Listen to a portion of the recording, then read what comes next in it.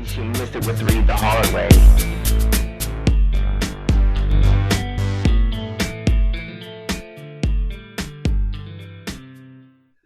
Hey, this is Read the Hard Way, the best podcast you've never listened to. I am your humble host, Mr. John Laurie, man of 1,000 Blu-rays. With me, as always, is DJ Old School Mike. Wiggy wiggy, what up? And Mr. Van himself. Hello, Mr. Van. Hi, sir. How are you today? Chad Ariel, everybody. Hey, Chad, on the last episode, which you guys haven't seen yet because I haven't posted it. I mean, whoever's listening or watching, yeah, you watched or listened to it. In the, you know how I keep doing the mentions, you know, what we mentioned, and I keep linking to shit. Mm-hmm. Yeah. I linked to one of your big time rants from a small town guy. Oh, why would you do that? I want people to see it. Oh, man. I really need to go. I haven't been on my YouTube page in like 8 years. I think this is the radio station's page, actually, I think. I don't think it's yours. I don't know. It might have been my page. It might have been, I don't know. Yeah. Yeah, those were.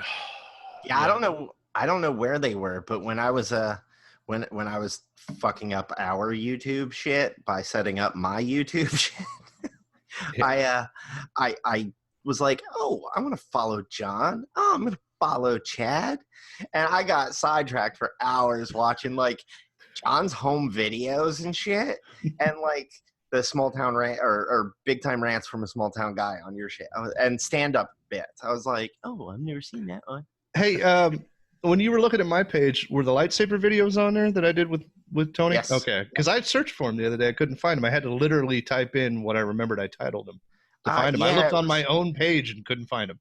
It was either yours or they're at the very bottom of Three the Hard Way. I don't remember. No, they're not on there. They're on someone's. Yeah. Yeah. Someone's that I easily found, which means it couldn't be too hidden. Yeah. Well, it's been a long week for me. Busy, and not feeling well this weekend, but pushing through. So let's start with what are we drinking? And I'm going to start with a Greenman IPA. Greenman is a local brewery here in Asheville, Chad. Greenman IPA. IPA. Sounds delicious. You know, the Greenman is basically the Swamp Thing, right, Mike? Oh, no, I didn't know that. That's cool. When they, it's funny because I've been watching the show, and I went back and I read the New 52 run, and now I'm going back and reading the 80s Alan Moore stuff that I've never read before. Yeah, I heard that shit's great. It is. Well, I mean, the New 52 was too, but I thought the New 52 was great until I started reading the Alan Moore shit and realized, oh, they just adapted his shit. Well, I mean, they took like the concept of the green from back then and then developed all this other shit like the green for Swamp Thing, red for Animal Man, and the rot. The only acceptable Green Man is It's Always Sunny in Philadelphia. You know, I've still never seen that show, so you're lost. I watched some of it, but I don't know the reference either. You're missing it. Well, Charlie dresses up in one of those full green suits. Oh, like a morph suit? Yeah, and that's how he dresses every time they go to an Eagles game. So, well, the Green Man is in mythology, and he's basically Swamp Thing. And when Alan Moore created the idea that there were more than one Swamp Thing, that it's an avatar of the green, he showed some stuff in the past, and they did it in the New 52 as well. And they say that's where the Green Man came from, was from the Swamp Thing. Really, I mean, I recommend it. I've got the DC app, so I'm going back and reading a lot of shit. Yeah, because you have the availability. You're paying for it. You might as well. Right. Yeah. It's like $6 a month. I'd get every dime out of that. Yeah, that's what I'm absolutely like. I read 400 comics. It paid for itself for the next 4 months. Yeah, I've been reading the Doomsday Clock. Which, what the fuck is taking so long? I swear to God, I read all the episodes that are available like a year ago. Yeah, I think, I got, the third one or the fourth one, maybe months and months ago. Yeah, there's like a huge delay on them. I don't know why. Chad, I know they're past that, but if you're wondering, Chad, the Doomsday Clock, basically when they did that New 52 reboot, Yeah. As they've gone on with this, and then they did Rebirth and all that, and it's like Wally West broke through into the DC universe. Like there was a different Wally West from the New 52. New 52 Wally West was a black kid. It was a black kid. And our Wally West was a white kid. He's a ginger. Yeah. He broke through. So suddenly we find out that somebody manipulated the DC universe. And then we find out at the end of that run that it was Dr. Manhattan from The Watchmen. So and basically, dude got bored and decided to make. But I've heard that. How old is that story? That's what I'm saying. It's been taking him forever. Doomsday Clock is happening like presently. Yeah. But New 52 started 20. Shit, I don't know. Right around the time no, it was ongoing when we were doing the show. Was it? Yeah, and it ended after we were on break, and now they're doing this shit. That's yeah. Well, they did, and then they did Rebirth too, didn't they? Yes, I believe so. Yeah. Which I thought cleaned it all up, but I guess it didn't. I don't remember. Anyway, That's what I've been doing, and it's just a good way to cash in on like this whole book. Like the Doomsday Clock thing is during Watchmen. There's a clock that's ticking down, basically, and the Doomsday Clock is world known. It's like your countdown to apocalypse, basically. To nuclear annihilation. Yeah, like we're all dead. We're all done when the clock strikes 12. Well, and it brings people over from the Watchmen universe because Adrian Veidt, how do you say his name? Osmandius, the guy who was, I think, Veidt. Osmandius, who was responsible for everything that went down in Watchmen, and a new Rorschach who's black. Maybe it's a Kid Flash Rorschach. That'd be a twist. They come over into the DC universe looking for Dr. Manhattan. So anyway, and the only other thing I watched the DC animated Death of Superman. Oh yeah, and it was really fucking good. Really? Well, they've done Death of Superman and they've done Reign of Superman. Reign of Superman unfortunately wasn't as good, but Death of Superman, that's absolutely what DC needs to do. They need to go. Is Reign of Superman older? No, it was the sequel to it. Yeah, they did Doomsday. They did Superman. Yeah, they did Superman. Right. Set in the New 52 universe. Oh, okay. That all the DC animated movies are in now. They did a Superman Doomsday like right when they first started doing animated. Yeah, a long time ago. Yeah, this is different because everything rebooted in the animated universe with Justice League War, which was basically the adaptation of the New 52 Justice League storyline with Darkseid. So, but I was watching this and it's it's voice actors, but most of them are really good, and the writing is really pretty solid, and the pacing's really good. And I'm like, fuck, this is what DC needs to do. They need to just say fuck it with everything else, start fresh, come into the fucking movies, into a universe that already has heroes. We all fucking know the origin stories. We don't need to hear them again, right? So just make it a world where Superman's a thing, Batman's a thing, everything's a thing. Go straight into the Death of Superman line, bring it in the Justice League during that, and do that whole storyline, and then split off and do individual movies. I think it would be brilliant, right? Cold open, anyone? Sure. Yeah, I mean, but they already they've already done that shit now, and they've already done origin stories for these people. You don't need an origin story for every single thing you do. If you're going to build a universe, just start in the middle of it, and you can throw in origins here and there. I mean, you just show up, and you'll figure out what happens. That's what I'm saying, and the majority of us know where Batman came from, where Superman came from. The IP's been around for fucking 70, 80 years almost. I mean, maybe we have to give a little background to Martian Manhunter and stuff like that, but even then, he's on Supergirl. So, and even like you're saying, I mean, like, just throw the cartoon up. Who the people like us that are watching are going to be like, oh, that was great. Yeah, they referenced so-and-so. They put in this character XYZ. And the little kid that's watching it for the first time is going to be like, who the fuck was that blue guy? Yeah. Blue guy in this movie. All of a sudden, Google opens up that kid's mind to 900 years of bullshit. And then you don't have to spend an hour of your fucking 2-hour movie explaining it, explaining how Batman's parents died. I get that. You know.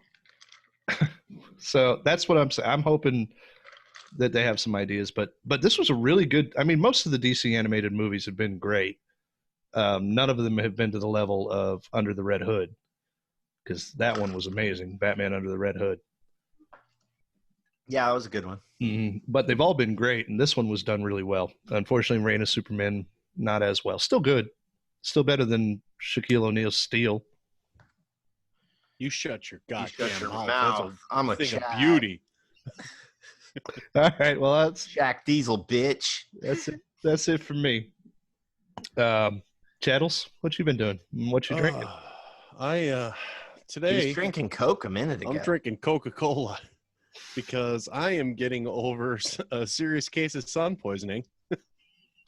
I've had a fever, chills. Are they multiplying? I haven't blistered yet. I went canoeing. Control? I went canoeing Because the Saturday. power you're supplying is electrifying. Better shape up, because I need 'em. I'm sorry, I could go on. Yeah, you get any musicals going, and John's gonna know all the words. that's me. So But you I did some canoeing. And Got you really angered- drunk. You angered Ra, the sun god. Yeah, it's not good. But I laid around and slept and just lathered myself in aloe. I think my next step is to use it as a dipping sauce for like McNuggets to get I was it just going to internally. say, how's that any different than any other Sunday? Really, lathering yourself in some kind of cream. Because usually I have the twins next door, Steve and Frank. They come over and they do it for me. They shave your back. Yeah. Yeah, it's hard around the nipple area, isn't it? Yeah, it's a little dangerous. Chad got sun fucked instead of sun kissed. There's a slogan. Try new sun fucked oranges. I bet they'd sell down here. Florida, man. Florida man. See what you did there? Yes, I did. Yes. So Chad had some good times. Yeah, good. Hey, good stuff, dude. Did you see that link I put on your page, Chad, for the new epic rap battle? Yeah, I just watched it like 5 minutes before we started the show. That's pretty good. I I liked figured it was right in your wheelhouse. Who I was liked it? it. Nobody sends the music guy to epic rap battle. Sorry, man. It was George Carlin versus Richard Pryor. Oh, Yeah, really? but then Cosby comes in, and then Joan Rivers comes in, And Can you just share screen and show me now? and Robin Williams. Well, yeah, I suppose we can. Hang on. You guys talk. I'll find it here. All right. I you know what? I'll just tell you. I was drinking ginger ale, but it's gone now, and so now I am progressed on to Bud Light. And I have like 2, maybe 3 of them if that one doesn't get too warm, because I learned my lesson last week with letting them sit out the whole time. I cleared out half of my my summer river beer, as John called it yesterday. It was Bud Light. I always have I have the fridge behind my bar that is like 3/4 my beers, and then like the bottom 2 drawers, the crispers. Or for when always people full come over, you're like, it's "Have full one of of Bud these." Light. I'll have like a case and a half or 2 cases, whatever I can fit in those 2 crispers of Bud Light. That's that's my company beer. Yeah, That's not a here you go. crisper. You're not getting. That's the beer drawer. You're not getting one of mine. You can have one of these. Yeah. Well, no. See, that's the thing. Anybody that comes over is welcome to one of my beers. You're gonna fucking drink it. Don't go, "Ooh, I'm gonna take one of those," and go, "Oh, that's terrible." I go, "Oh, that sucks for you." Just fill that crisper with Victory Sour Monkey. Ooh. I just got done editing, so all right. Okay, so hey, Mike, did you want to see that ERB clip? Yeah, man. Throw it up. Let me see it. Spy for Bristol. There we go. George Carlin. Wilson. Richard Pryor. Here we go with George Carlin. I'm a mad dog darling. I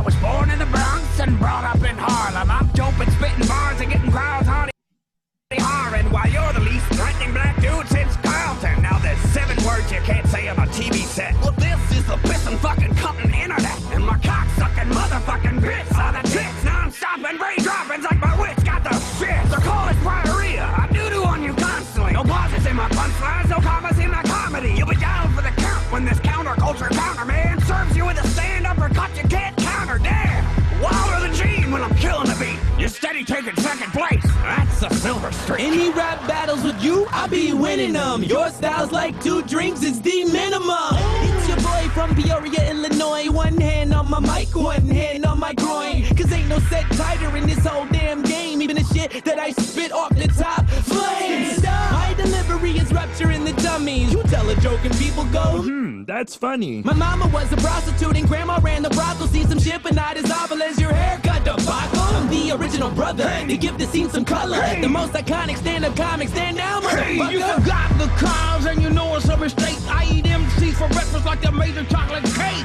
I'm the greatest. What's wrong with my If somebody put something in my pudding, and what in my sleeve, You put something in the pudding.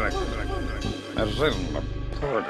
Oh, shut up, you stupid son of a bitch. You know you blew it. I'd have attacked you two first, but your heart beat me to it. Cosby, you can't be here. You're making people nervous. So let me end you real quick like I was Hannibal Buress. It turns out you were just like your sweater. Monstrous. The men that I slept with only wish they were unconscious. My sex jokes offend. You're on the sex offender registry. Oh, who are you wearing now? Is that state penitentiary? Enough with the roofies. Let me move on to Rufus. My jokes always had bite. You started out toothless. And you just kept talking. You wouldn't shut up. Honestly, I'm glad you died. 14 specials was enough. And Richard, can we talk? Can I call you Dick like your 5th wife did when you remarried your 6th? At this point, I've got more plastic than flesh, but my Tupperware body couldn't keep your raps fresh. I think my pudding. So don't throw down with rivers. The flow is too relentless. I haven't thrashed celebrities this bad since The Apprentice. I'm closing this battle. No one else compares. The only place I'm in the middle is on Hollywood Square.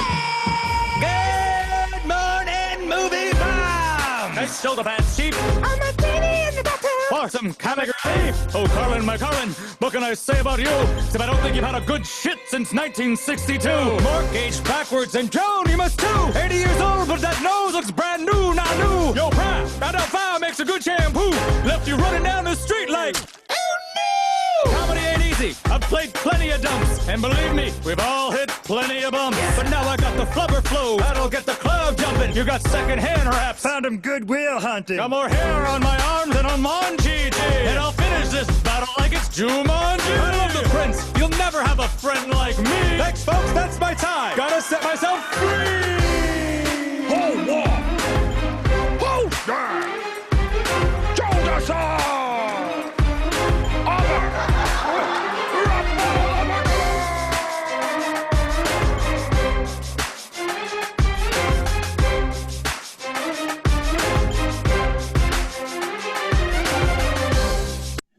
All right. So, Mike, did that video freeze at any point for you? It froze right at the end of Joan Rivers. Oh, So did it really? Yeah. At the entire time, she's like this. She's like this, and He it's like didn't the see last line. Any of Robin Williams. So like, no, well, so I'm like bobbing along. I'm like, all right, well, wait a minute. I need more intently to figure out who this is, and then through the lines, I'm like, oh, okay, yeah. The best line of the Robin Williams was the last one. Excuse me while I set myself free. Like, that is cold. He took himself out. I like when he talked about we've all had some bumps, meaning cocaine. Yeah. Yeah, that was good, dude. I love fucking epic rap battles, man. I do. I like them. My favorite is, well, I've got two favorites. My absolute favorite is Steven Spielberg versus Alfred Hitchcock, which has I haven't seen that one. oh my god, it starts with Alfred Hitchcock and Steven Spielberg, and then you end up with fucking Stanley Kubrick's in there, fucking Quentin Tarantino, fucking Michael Bay. They're really good. And then my second favorite is fucking Rick Grimes versus Walter White. That was good. Yeah. Yes. Yep. Yeah, I like them all. I get lost on that shit, man. Dude, yeah, like, I mean, yeah, we all go down the rabbit hole on that shit a lot. which it's really funny because like I often talk about, my son and I we'll sit there and like he'll show me rappers and I'll be like, okay. And I'll show him, I'll be like, but this is the original version of that. And he's like, okay. But like, yes, we both agree with the epic rap. Well, I mean, and rap battles. That was Epic Lloyd doing Robin Williams in that, and that's not his best impression that he's ever done. You know, to be honest, I love Nice Peter. Everything he does, like especially his Rick Grimes in that Rick Grimes versus Walter White is fucking flawless in my opinion. Well, and what's commendable about it is even when they don't do the best impersonation, the rhymes, like the actual lyrical content of their battles are fucking great. Well, see, and that's something interesting. Like, I'm glad. I'd like to know who's the writers. They are. Yeah, it's like a team. It's they like are. Like everybody that's performing them usually are having. I mean, they bring in some rappers. I don't know if they're you know, recording stars or if they're YouTube guys, but they do bring in some people from time to time as well. But as far as I know, it's just Epic Lloyd and Nice Peter shooting ideas back and forth.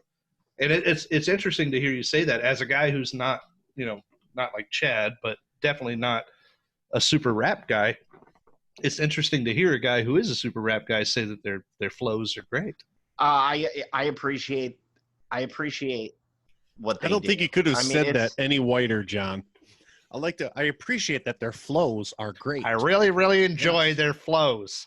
It's true though. I mean, they're like quite entertaining. You know, I don't know that they're gonna go out and write like top 40 songs or fucking like best lyrics in rap. Like they go on tour. Did you know that?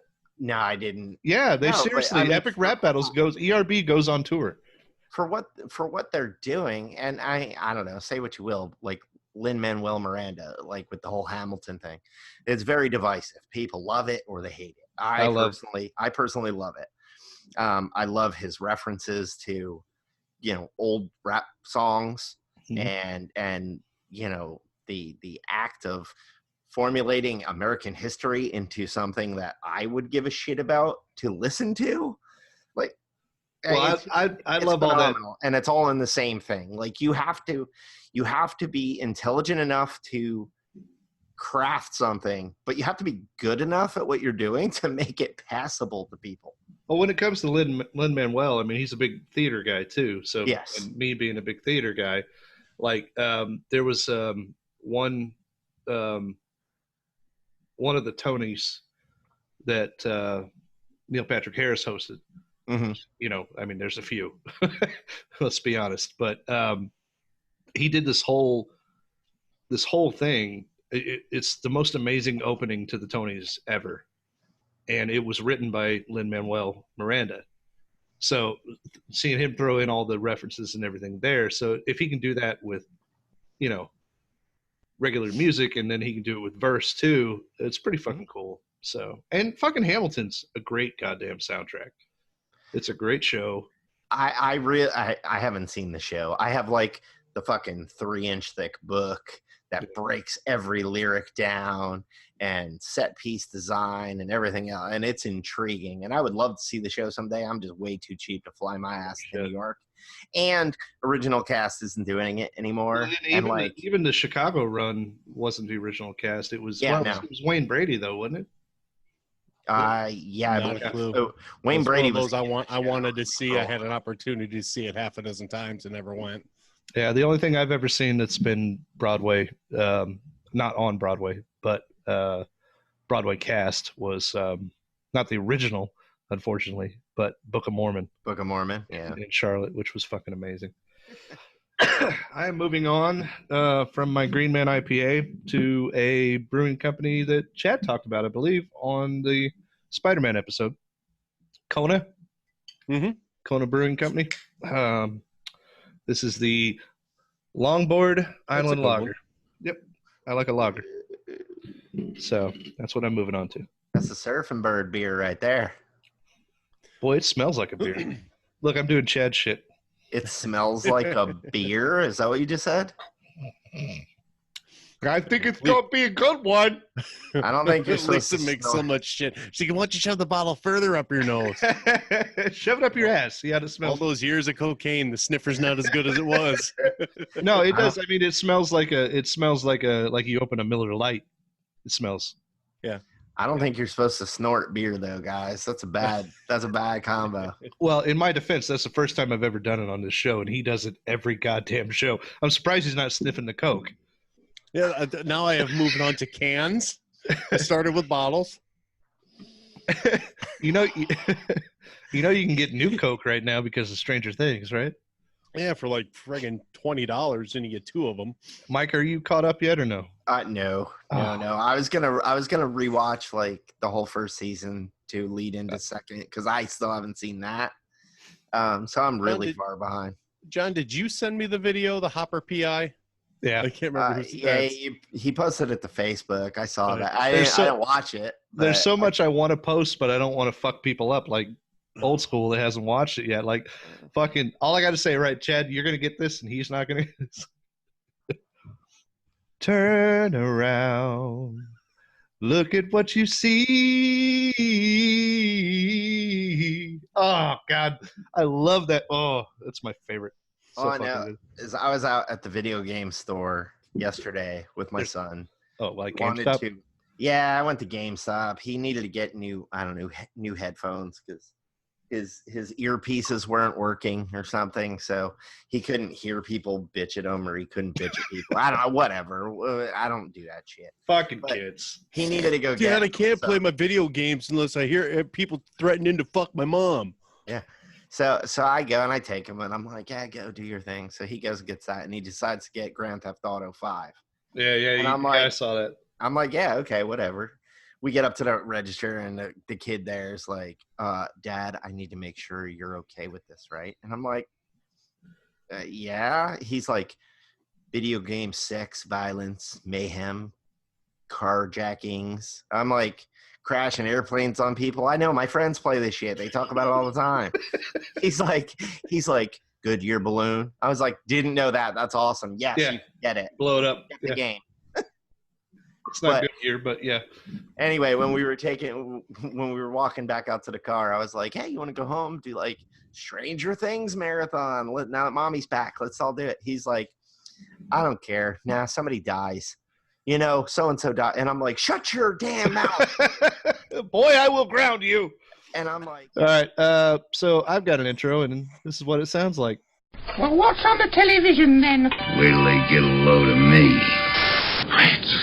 I love it when a plan comes together. There can be only one.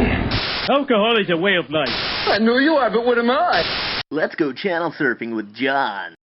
That's right. Let's go channel surfing with me. With me.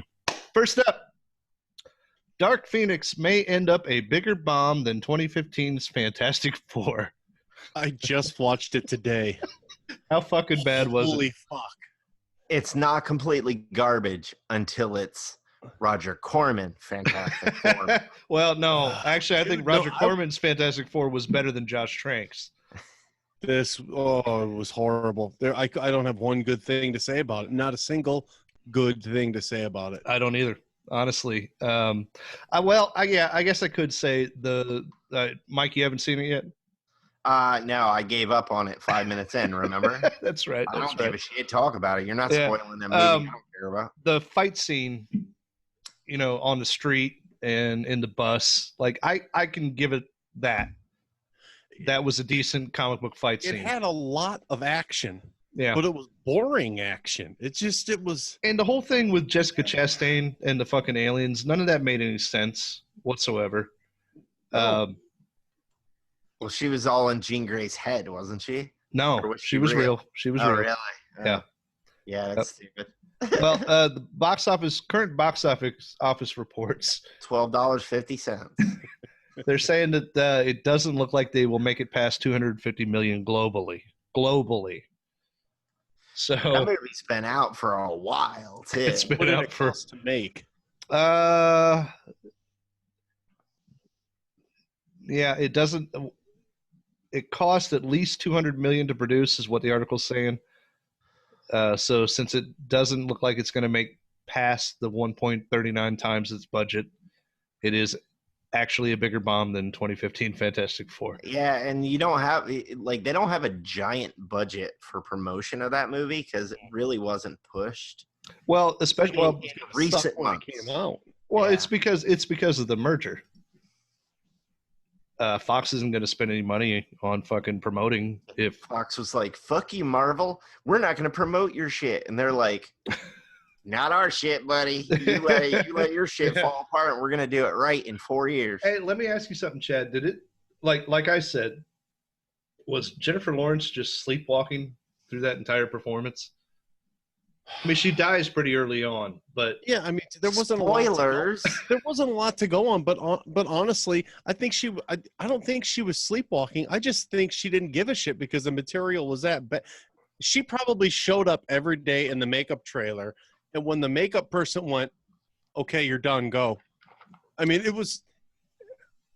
Look at the progression. I haven't seen pictures of her in the makeup trailer. I have seen pictures of her in her own trailer. Those are nice. But how many times has she done? I don't even know what you guys are talking about. 4 times? 3 times? Let's see. First Class, Days of Future Past, Apocalypse, and this. Yeah, 4 times. Go look at the progression of the makeup. Yeah, it looks completely different. It looks great, greater, fantastic. Shithole. Wow, is that some Halloween something some girl did at home before Well, she went? and again, my biggest complaint is that the end of the last movie, which I actually enjoyed, Apocalypse, because it felt like, at least when I saw it in the theater, I've watched it again and it hasn't quite hit home with me. But in the theater, I was like, holy shit, that's like one of those big fucking Follow the Mutants, fucking Extinction Agenda, those big overarching X-Men stories that go through all the books. That's what it felt like to me. But my biggest complaint about this one was at the end of Apocalypse, everyone was in their fucking 90s X-Men uniforms in the danger room. Yeah. And this one, we're back to the yellow and gold. It's like, why? I mean, there were some things that came up in it that I thought were interesting. The fact that they're no longer hated and feared. Like, literally, Xavier has the White House on speed dial, or vice versa. Yeah. And that first scene with them getting together for a mission, going to space, that was kind of cool. But other than that, it just, I think honestly, I really think that it probably would have done better in a world where people thought another one was coming. Now we know there's no more of this universe, so maybe. Is New Mutants ever going to come out, or do you think they're going to shelve it? I think it will eventually. I don't know. I mean, I'm looking forward to that one. It's just doesn't have one. If they just do it as a standalone, it's its own thing. It doesn't belong in a universe. It's not real. It doesn't. Whatever. Sell it to Netflix or it's a straight up fucking horror movie, man. That's what makes it interesting to me. So yeah, I hope they do. But that's what fucking Breitbart was, and you hated that. Breitbart. That's true. Was basically Breitbart horror Superman. All right, well, let's move on here. From the and this is copyright Hollywood Babylon, from the no thanks, we've already got one file. Look Who's Talking reboot is happening at Screen Gems. Oh yeah. Tom Selleck, I don't want anything to do with it. He wasn't in that one. Oh wait, why the hell? You're thinking 3 Men and a Baby. Yeah, I was thinking of 3 Men and a Baby. I was way off. This was Travolta and Kirstie Alley and Bruce Willis doing the voice of the baby. Yeah. So, any original cast in it? You know what? I don't know. Hopefully Bruce Willis. Yeah. Bruce Willis does like 5 movies a year now. I'm sure he'll be in it. You know what? I never realized this, how big of a fucking hit Look Who's Talking was. They made it for $7.5 million. It grossed $297 million. Yeah, it was huge. And then the next 2 were just horrific bombs. Yeah, the next one was Roseanne Barr as the sister, and then the next one were dogs. Is it that movie or 3 Men and a Baby that have the ghost? Which is 3 Men and a Baby. Oh, I was gonna say, well, That movie got a whole bunch of reviews because people were like, "Is it really a ghost?" Well, apparently they are. The director is Jeremy Garlick, who previously helmed The Wedding Ringer with Kevin Hart and Josh Gad. Yeah, like why even bother with the movie? I hate it, dude. I hate reboots. That's what it's all about now, man. That's what it's all about. Oh, hey, fuck you with Jay and Bob. Just kidding. I'll watch that one. See, I like that. I like it because that's a reboot making fun of reboots. Right, absolutely. Yeah, it's meta. It's meta. But speaking of reboots, not reboots, but a return to a franchise. Okay. I mean, unless you guys had anything else to say about Look Who's Talking. No, garbage. Other than listen to How Did This Get Made, where they review Look Who's Talking Too. Fantastic. Hey, speaking of YouTube, have you guys watched Screen Rant has the pitch meetings? No. Oh my God, you have to fucking watch these. It's like it's the same guy. He's playing the guy pitching the movie, and he's also playing the executive. It's fucking, and there's always a scene in there. It's like, you know, it's like, and then Anakin's gonna go to Tatooine, and then the executive will be like, "Well, that sounds really hard." No, not at all. Barely an inconvenience. It's fucking great. So Screen Rant pitch meetings, definitely awesome. Okay. But back to a previously established universe. The Evil Dead movie franchise will return. Sam Raimi. I heard that it wasn't actually definite, though. Sam Raimi is working on ideas right now. So Sam, in reference to another article I read the other day, in between apparently obsessing over the fact that Spider-Man 4 never got made, he is working on bringing some more Evil Dead to movie theaters, maybe TV. Did Sam Raimi have anything to do with the new Evil Dead movie that came out a few years ago? I think he produced it. So I wouldn't have a problem. Dude, that movie. That was fucking fantastic. And it was scary as fuck. I went with my niece to that movie, and I was like, "This is not the same Evil Dead, but I like it." Now is Ash Well, see, that's the thing is that Bruce, he's done with the character. Bruce Campbell says he's retired the character. So I know that Sam has said that he's trying to talk him into it again. But yeah, that's what I heard about the whole thing. Well, see, but that also upon Ash. And Fed Alvarez is the one who directed the not remake, but people call it a remake. It's really not. It's in the same universe. Because at the very end of the movie, you get that little shot of Ash. So as far as I know, it's in the same universe. Wait a minute. The new one? Yeah, the Evil Dead, 2013 Evil Dead. At the end of credits. Ash isn't really. Oh, I don't know if I watched it that far. Yeah, at the end, it's just a little thing where he just comes out in the shadow and just says "groovy," but it is supposedly that was supposed to be the next one before Ash versus Evil Dead came out. The next Evil Dead movie was going to be Ash and the girl who survived. Ashley was her name? Wasn't her Ashley? name? Yeah, her name was Ash too. Was it? I would like to see that. No, movie. It was Mia. Mia was her name. Are you sure? I'm pretty sure it was something. I don't know. I would like to see that movie and let Ash kill Ash. Let him kill Ash off, and he can retire the character with that film. Bring everything together and walk away, and we have a new one to work with. Yeah, I don't know. We'll see. I mean, Bruce Campbell was dark, but still goofy. You know what, John? I think you're right. I think her name was Mia. Well, one of the girls' names was Mia. I thought somebody was Ash, though. I'm looking it up right now. I'm trying to. Jane Levy was Mia. There's Mia, David. Yeah, no, Eric, it's Mia. Olivia, Mia was. Yeah, Mia's was the only one who survived. Abomination, Mia, Demon. I think she was. Yeah. Yeah, Bruce Campbell, Ash, uncredited. Yep. I thought for sure that maybe it was just, I don't know. I haven't seen it since 2013. So that was a movie I went to the theater for. Well, Raimi's quote right here is, "I'd love to make another one.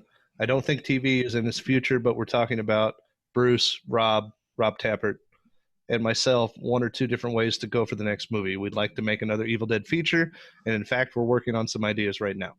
So And he goes on to say, I would be thrilled if Bruce Campbell changed his mind about retirement and would come back for the original Evil Dead line. But if not, I'm very happy to work with Fed Alvarez. If he would come back to make a sequel, but he's such a big shot now. He's so successful and artist in demand that I don't think he'd want to do that. I think he would, because who's Fed Alvarez? He's the guy who directed the 2013 Evil Dead. Oh, okay, gotcha. And he's continually said that he would love to do another one. So, regardless of what, see, I don't like the way it's one or the other. Why can't it be both? Yeah, I never finished the TV show, so I don't know if Pablo makes it, but I'd like Pablo if Bruce Campbell's in it. That kid's fucking cool. Well, yeah, but they totally went campy with the TV show, and I did like that they went serious with the newer version. Yeah. I mean, so I don't know. The newer one was a real horror movie. I've never viewed that fucking Dead as real horror movie. Yeah, that scene with the goddamn X-Acto knife when she splits her tongue. Oh, that is some grade A fucking horror right there. You know, back in the day, tree rape. Yeah, that was a big thing. Not so much anymore. Well, I mean, the first Evil Dead's scary. The second Evil Dead's goofy. The second Evil Dead is a remake of the first Evil Dead with more jokes. Yeah. It's like it's campier. Well, and the first one was... And then you got Army of Darkness, which fucking goes off the rails. It's still great, though. It is great. I love that movie. But it has nothing to do with the first two movies. Not really. I mean, besides the Deadites. But it's a standalone film. And the first one was so great because, I mean, what did they shoot that shit on? Like a $5,000 budget? Yeah. You know, if that. Bruce Campbell's book goes into a lot of detail about that. If you haven't read it, read it. I've read both. Yeah, I haven't. Yeah. If Chins Could Kill and Love the Bruce Campbell Way is the sequel. Yeah, both very, very good. But the first book, especially if you're at all a fan of Sam Raimi and Bruce Campbell and Ivan Raimi, and they all grew up together, so there's a ton of history with them growing up. That's the better book. Making the sequel, the second one is more tongue-in-cheek and goofy. Yeah, the first one's a full-on biography, or autobiography. So the first book is Evil Dead. The second book is Evil Dead 2. Absolutely. Okay. That's a perfect fucking analogy right there. True to character. Yeah, I see. Yeah. Nah, that's cool. Yeah, I'll check those out someday. All right, my next story is just a little quick one, just so we know how fucking much we don't matter in the scheme of things and how much we'll be working for the rest of our lives. Robert Downey Jr. is set to earn $75 million fucking for Endgame. Goddamn. You know, not for nothing, John. He saved the fucking world. And lost his life in the process, so he can't spend that money. Oh, spoilers, by the way. If y'all ain't seen Endgame yet, balls, man. Like, whatever. But seriously, $75 million for that one, and we got to figure probably $70 million for Infinity War, and Jesus Christ, that's a lot of fucking money.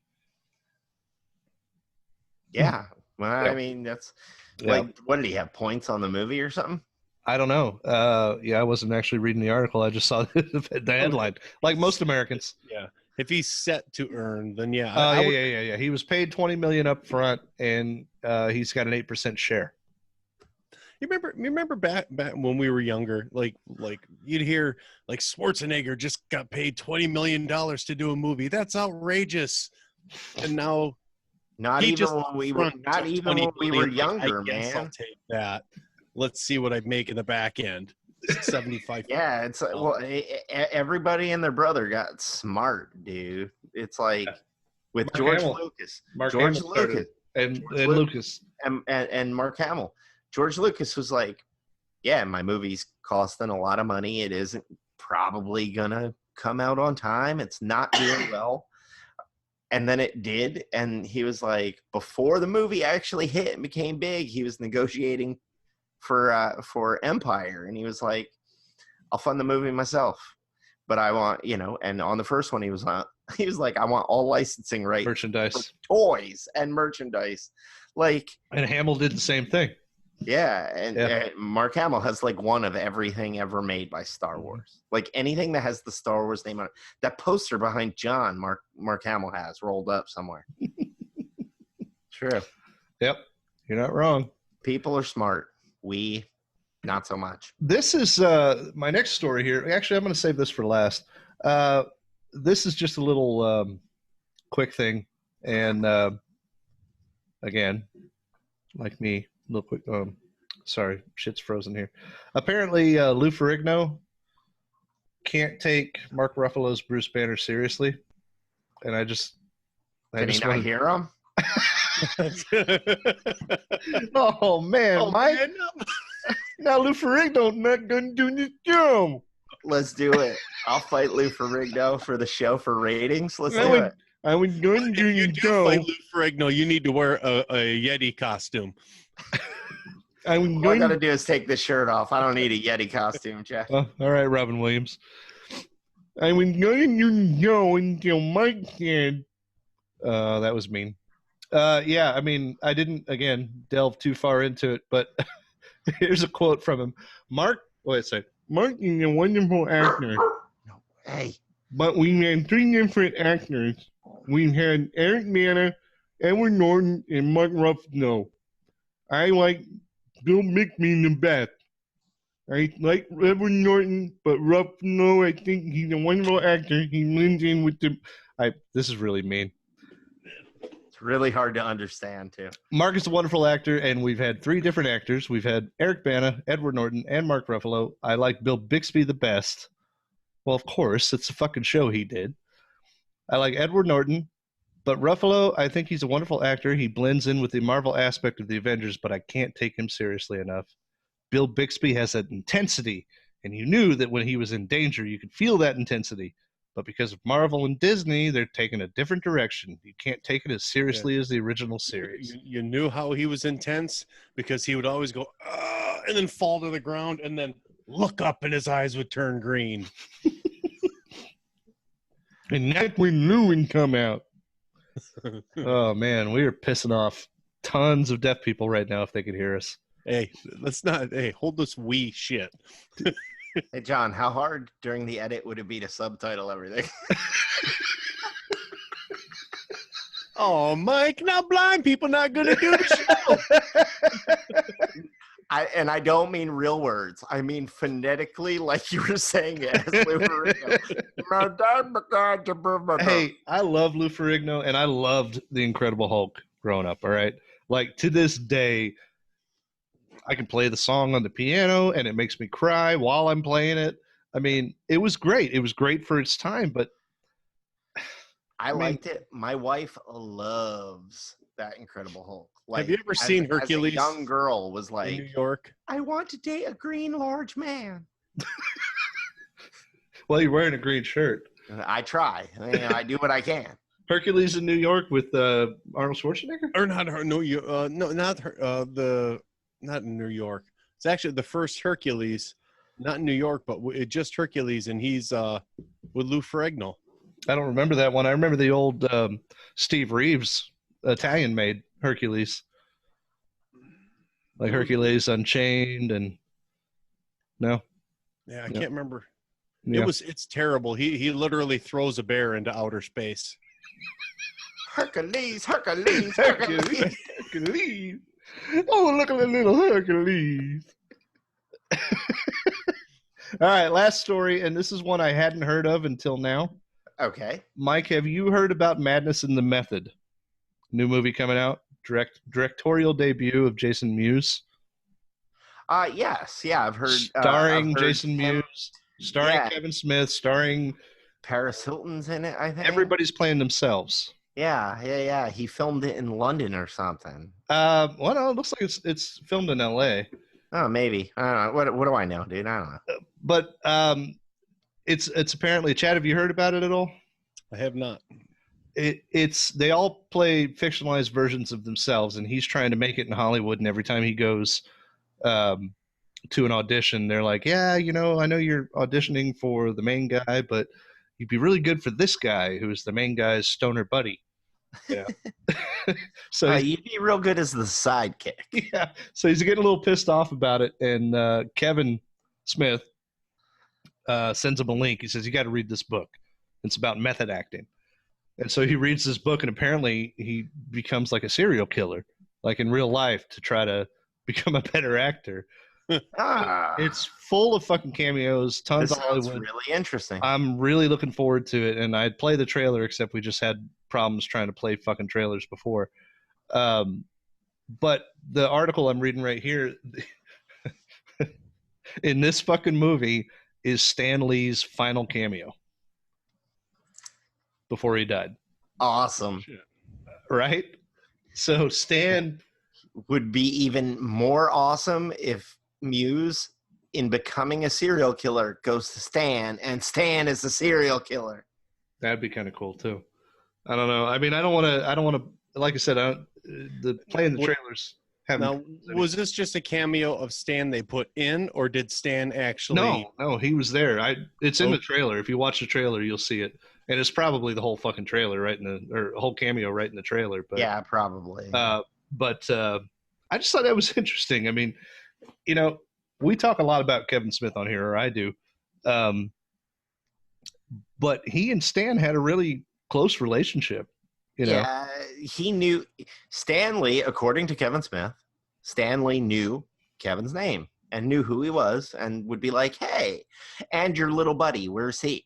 So obviously this is all a correlation of knowing Kevin. But I'm excited for this. Soka, we're talking about Stanley. Shut the fuck up! Shut the fuck up. No, my daughter just got home. Yeah. She pulled her car and she's walking by, and the dog, I'm in the garage again, so the door's cracked open so she can't escape. Sorry. Well, as to this movie, though, I don't think, besides maybe Robert Downey Jr., I don't think there's been a better redemption arc for a person in real life besides Jason Mewes. That dude's fantastic. He is. I mean, but coming from where he was, like, you talk about rock bottom. No, yeah, man, that dude Mewes was a fuck up. Yeah. In life, he wrecked shit. And Kevin talks about that. When he talks on, I don't know, Chad, if you ever listen to Jay and Silent Bob Get Old, but Kevin always talks about how it came to a point where Kevin got a phone call one day from like Entertainment Weekly, and they're like, well, yeah, we just wanted to see if you had anything to say about the death of your friend Jason Mewes. And he's like, what the fuck? And he hangs up on him. It's like, oh my God, it happened. It right, finally happened. Right. And then he gets another phone call and he picks it up, he's thinking that it's Scott Mosier, his friend, producer, director as well of the Grinch movie coming out. Grinch, yeah. And he picks it up and it's Jason Mewes. And he's like, holy fuck, man. Entertainment Weekly just called me and, asked me if I had anything to say about you being dead. He's like, yeah, they just fucking called me too. What the fuck is going on? So they called Kevin first. Well, because he'd been missing for like weeks, and he finally, he got into rehab and he turned his life around. He married Kevin's, what is she like? Not personal assistant. She like runs. She runs Smodco, View or Smodco. Yeah, Smodco, not View. Yeah. Yeah, she runs everything basically. And he married her, and they had a baby, and he became like the best father in the world. And he married her just to marry her, and then Mewes' wife Jordan she stepped into this job. Gotcha. So it's not like they had their thing going, like, right. But yeah, man. No, but see, I'm so excited to see this movie just to support Jason Mewes. Oh, for sure. Because the only other thing, he's directed a few little things, but the big thing was Jay and Silent Bob Groovy cartoon movie, which is not that good. I bought it because I wanted to support him, but it's not great. I haven't seen it. Yeah. So yeah, I'm really looking forward to this, and it looks like my type. I love This Is the End, like when you get celebrities who do fictionalized versions of themselves. Yeah. So I'm really looking forward to this. Plus, we get a Stan Lee cameo. So that's Quite all I had. Interesting, sir. Yep. I like it. Yay. Come here. All right. He's there. He just disappeared for a second. I'm switching over to Asheville Brewing Company. Oh. This is a porter. This is Ninja Porter. Ninja. Oh shit! Fucking Ninja Bear. Yeah, right. It's Ninja Porter. Asheville Brewing is a really cool place. It's obviously Asheville. They've got a couple different locations, but they've got a place on the north side of town that is a movie theater. North as side. well. Yeah, they do pizza and really pretty good pizza. But it's also a movie theater where you can go see like, $3 movies and eat pizza and drink beer, and they have their own brewing. So this is a good porter, which I normally drink in the winter, but I'm drinking it now. And at Valentine's Day, they do a Love Ninja, and they'll do a raspberry one and a strawberry one. Sweet. Yep. So that's what I'm on to. Awesome. While we were, not to, confuse people with talking about magical moments here, but while we were editing and taking our break, I put the dog to sleep in her kennel. Oh, dude! Don't put my dog to sleep. I raised my garage door slightly so I'm not fucking dying in here because it's really humid today. Maybe put the dog to bed, not put the dog to sleep. I put the dog to bed. I put the dog down. Yeah, because she wouldn't shut up for my show. She wouldn't shut up, so I put that bitch down. No, but so I opened the thing, and while you're explaining about your Ninja beer and your fucking the brewery with the pizza place and stuff, somebody in my neighborhood is fucking rocking out to fucking I can see it coming in. Little Phil Collins. Like, yeah. Oh no. Totally. So at some point, Mike's just I'm go, taking. So if anybody's watching it, I'm taking my headphone out and I'm going. I thought somebody was coming out to say hi. No. I said goodnight to everybody. Everybody's going to bed, except for my little hoodlum. He's going to fucking rob cars and shoot people. Sweet. He's all about that shit right now. One of my buddies, that was like one of the tests that he loves Phil Collins, loves Genesis. That was a test he would do if he was dating a girl, wanted to know if he was going to get serious with her. He would play that song, and if they did not do the air drum, he said they weren't the right one for him, and he would end it with that date. I'm going to put the clip right here. So, ready? 2, 3, 1. All right.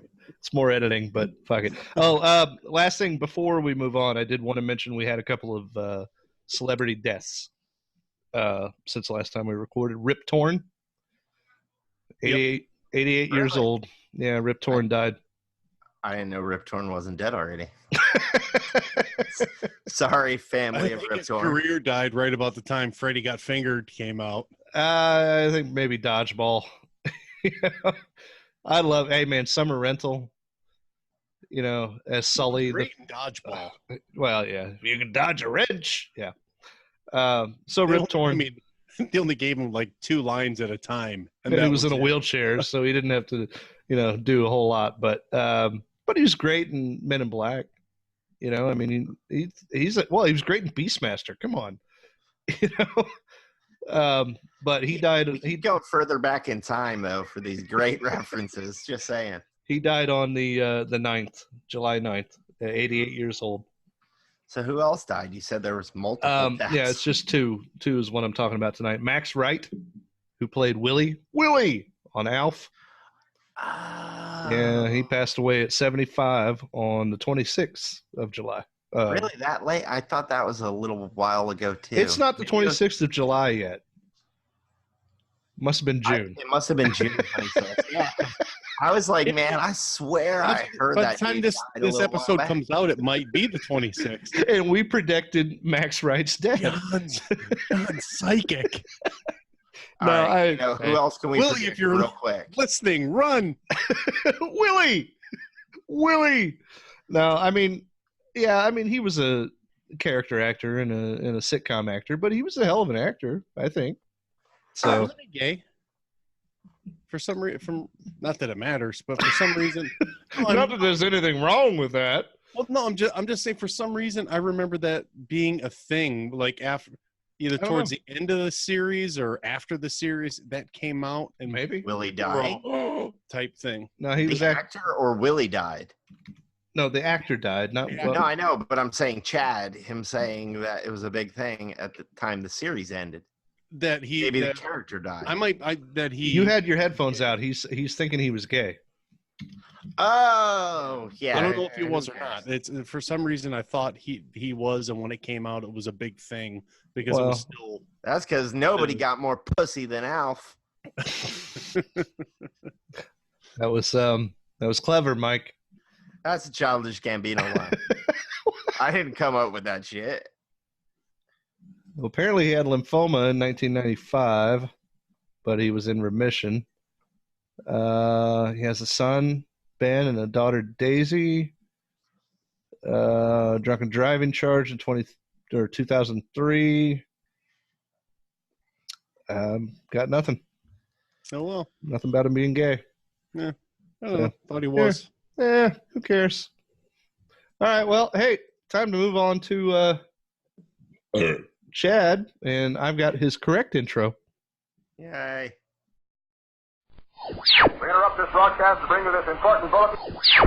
Terror, horror, death. Film at 11. Now let's watch Chad dive into celebrity hoopla.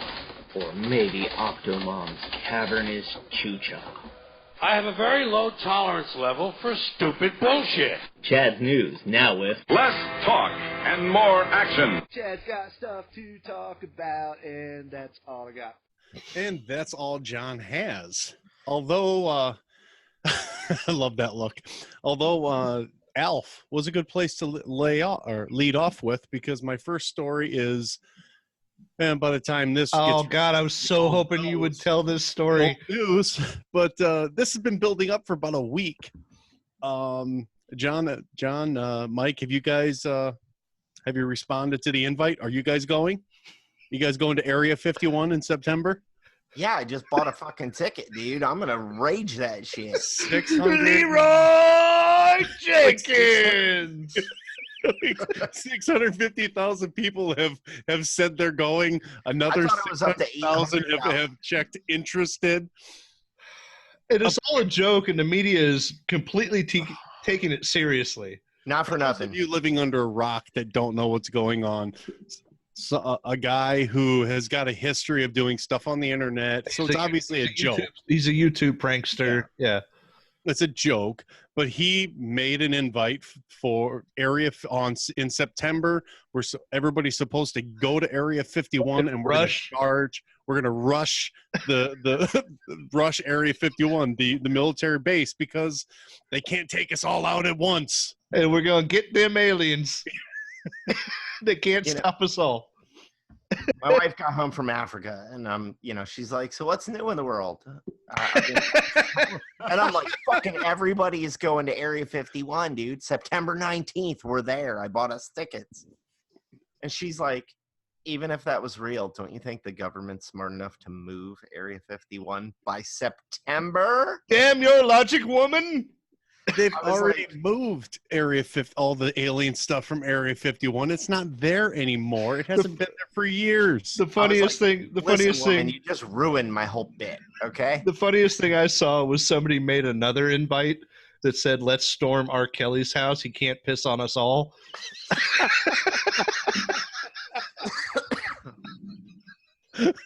Oh crap, that's bad. Speaking of news guy, he just got arrested walking his dog. They took his ass in finally. So, real quick. Why they weren't? They were okay if the dog peeing in somebody else's. No, they were. It was just finally. Kelly. It's finally when they took him. You know, they've been building this case for a while. So he was out walking his dog, and they yanked him. Real quick, I don't mean to go back in time. Choice of words, but talking about aliens and the Alf connection, the guy who died, who played Willie, is that Max Wright? Yeah. Yeah. Okay. Yes. He was in trouble years ago for a drug arrest and a gay porn past. Oh. At the point of the show, evidently they were talking about a reboot of that show, and at the point of that, so I'm guessing probably the same That's recent. Was that 90? It was in the 90s when it ended.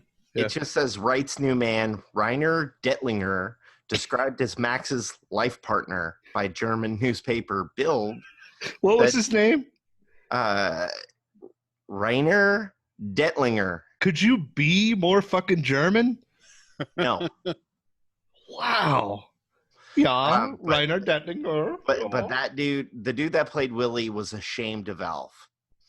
It was a demotion because he came from theater. Really? Because I just read that he was completely happy with Alf. Oh, see, we got two different things. I just closed my internet, so I don't know. Did porn? He did gay porn, and he was ashamed of Alf? I guess that I'm checking IMDb, so they probably don't. They probably don't list the gay porn. Have you heard the audio clips from Alf? Yeah. All the horrible things that the voice actor would say and do on the set. It's hilarious. They did the same thing with Thundercats. There's a whole bunch of Thundercats outtakes where they're like, "Fuck you, Snarf," stuff like that.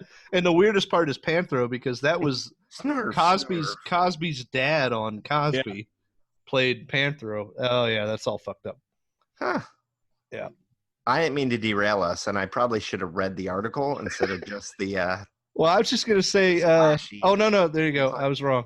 He has stated in interviews, pardon me, that he hated working on the set of Alf and was happy when it ended in 1990.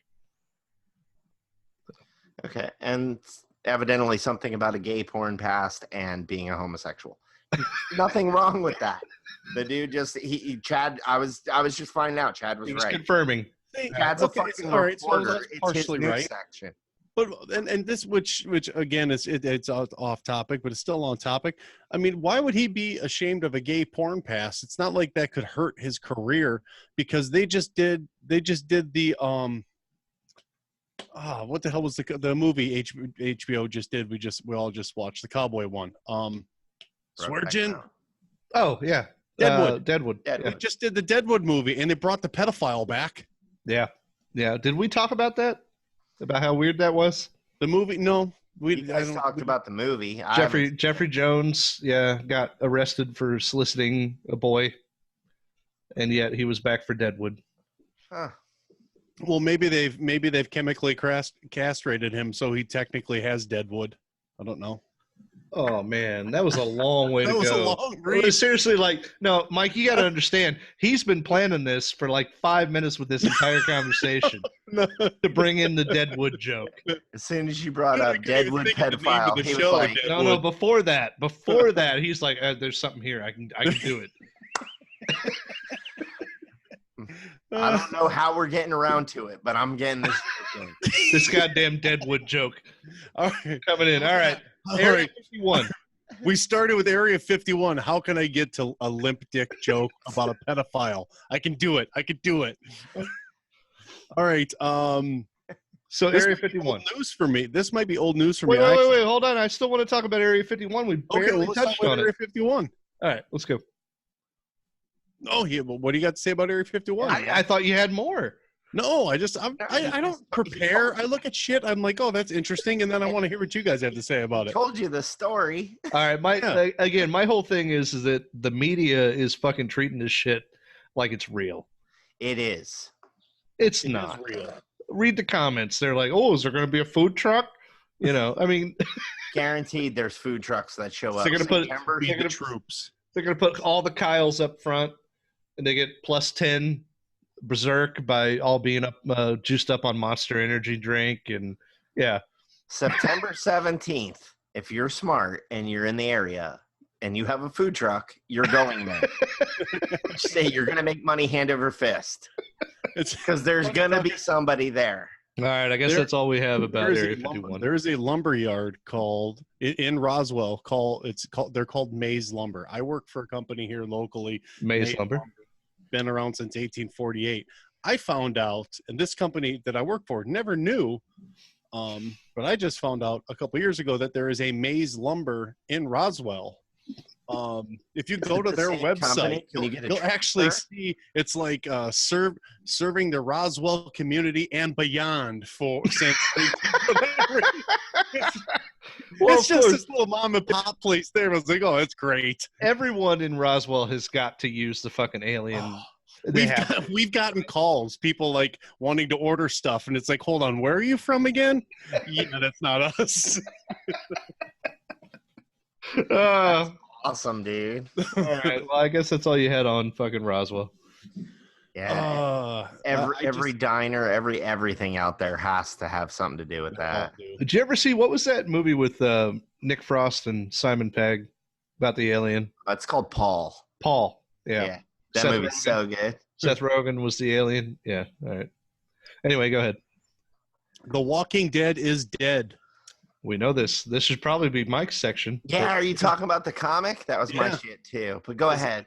No, are you gonna talk about it? I was gonna, but it's then I'm gonna right. skip it. Then I'm gonna skip it and let you talk about it because I was just bringing it up to see what you guys had to say. Oh, okay. Yeah. Thank you. I don't have much other news. Okay, this might be another one. So if this is yours too, I'll drop it. Mad Magazine is dead. Done. No, I didn't bring that up, but I knew that. I heard about that, but you know what? To be honest, Cracked, which in my opinion was always the superior book, has been dead forever, and their website is fucking great. Yeah. So it's yeah. I mean, who buys magazines anymore? Mad should have been preparing for this for a decade. I thought they were when they made Mad TV.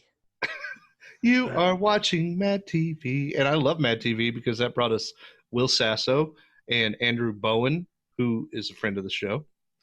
We in our home do a lot of Mad TV bits. Ari Spears. My son is really good at doing Mrs. Swan. He looked like a man. Look like a man. What about? Look what I can do. Oh, Stuart. That's my kid. Stuart. Because of YouTube, all those sketches are making their way around again.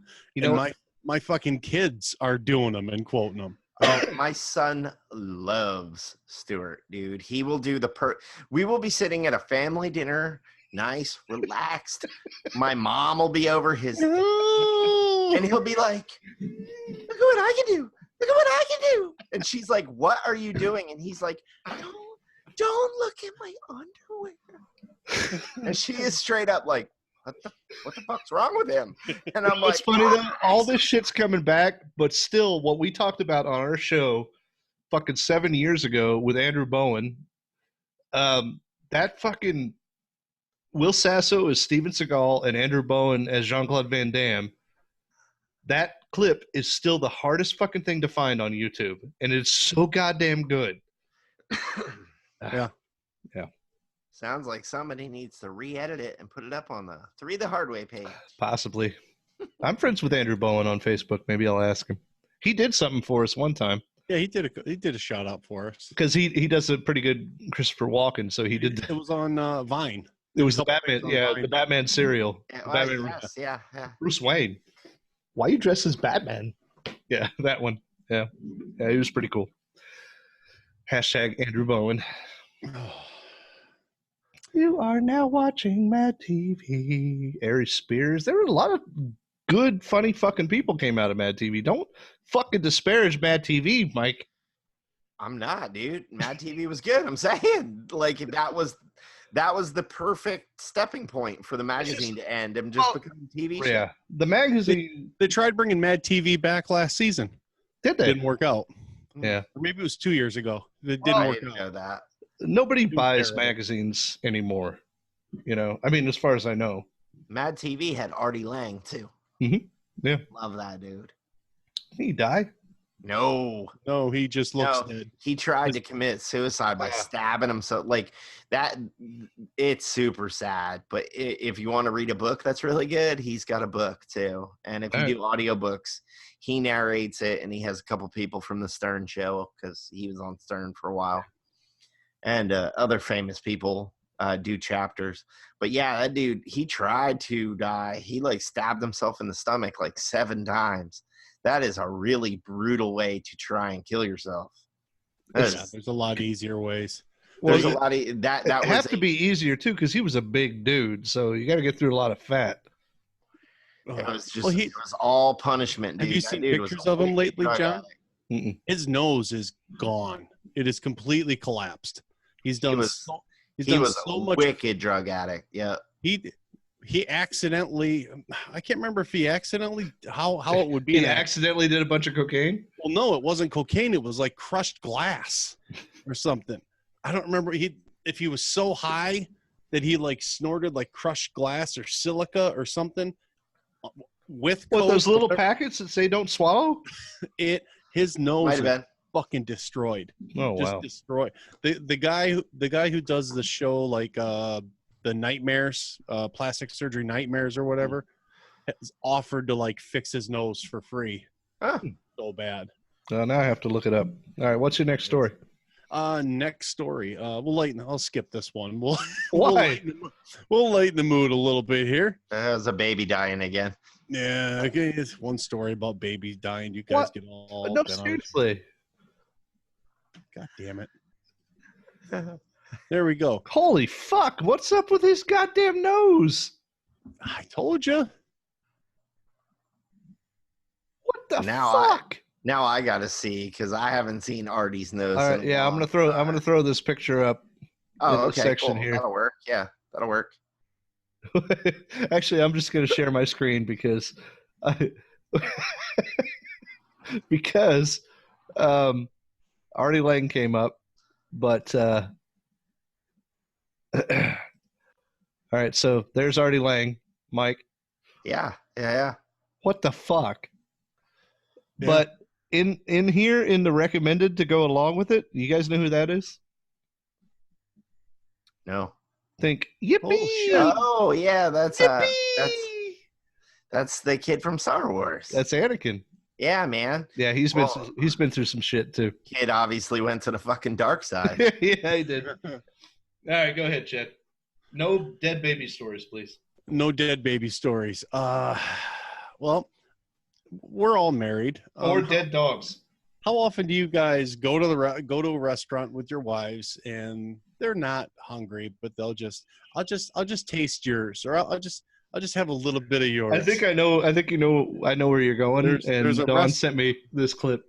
There's a restaurant, Mama D's Diner in Little Rock, Arkansas, has added something to the menu, and they call it "My Girlfriend Is Not Hungry" option. So it just adds like a little morsel of everything. For an additional $4.25, they'll add extra French fries, 2 fried chicken wings, and 3 fried cheese sticks to your meal. Hey, hold on. Go ahead. It's really bad when you go by yourself and you're like, I need the girlfriend special too.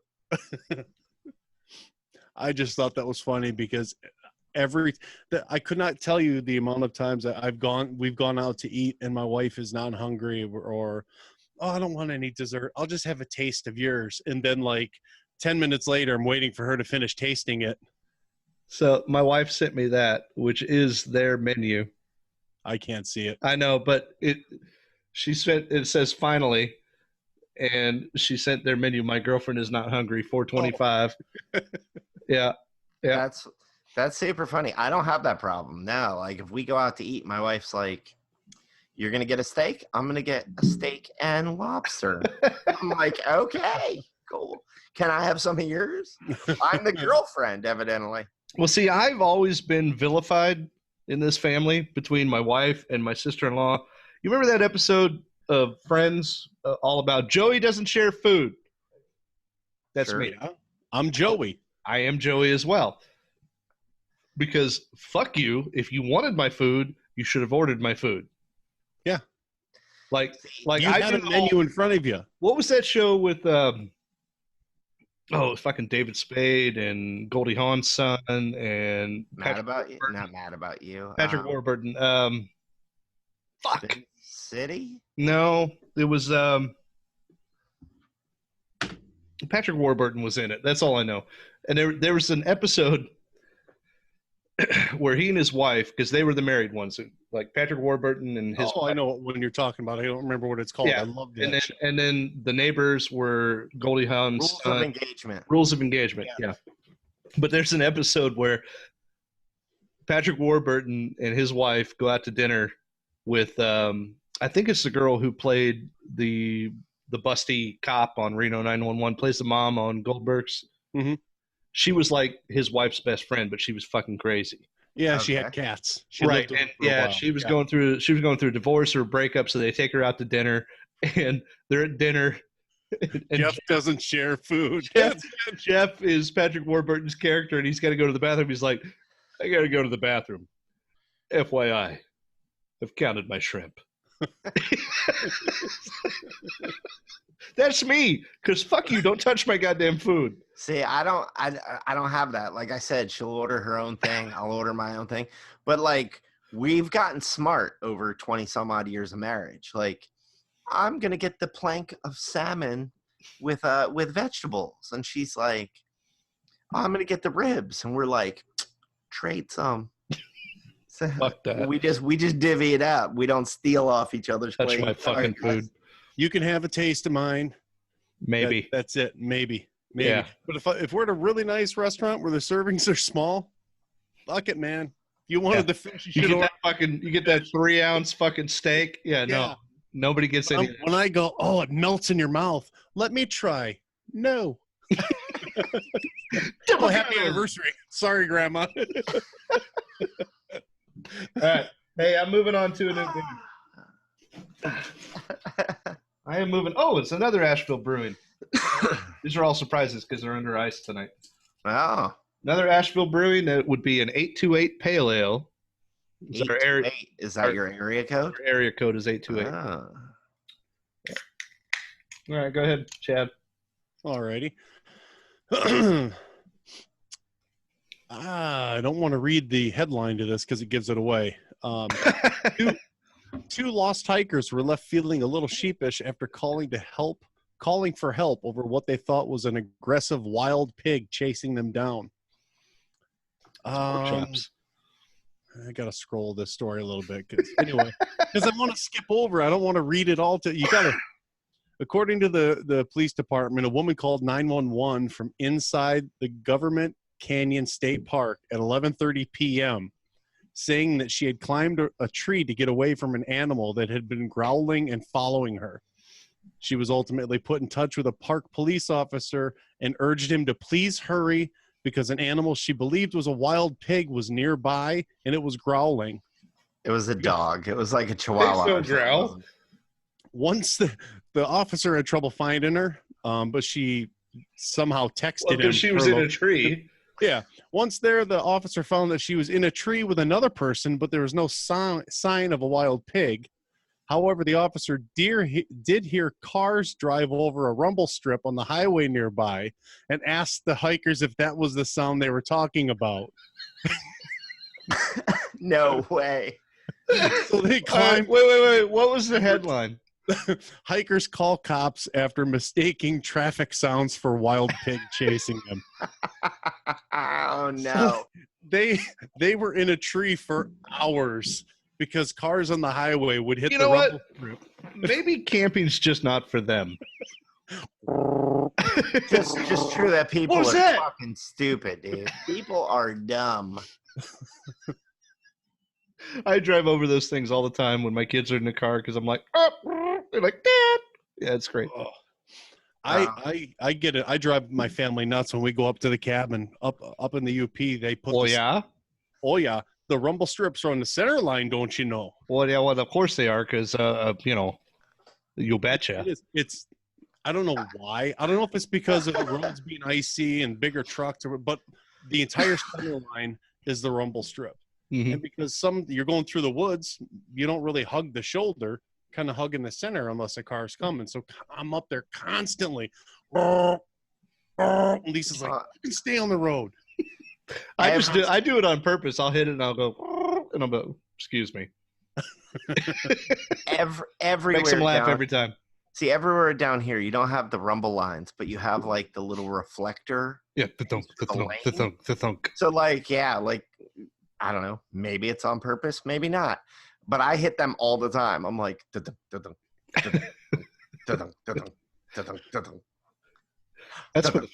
for the fire department. God damn it! I like to try and make songs out of them. Doom doom, doom doom, doom doom.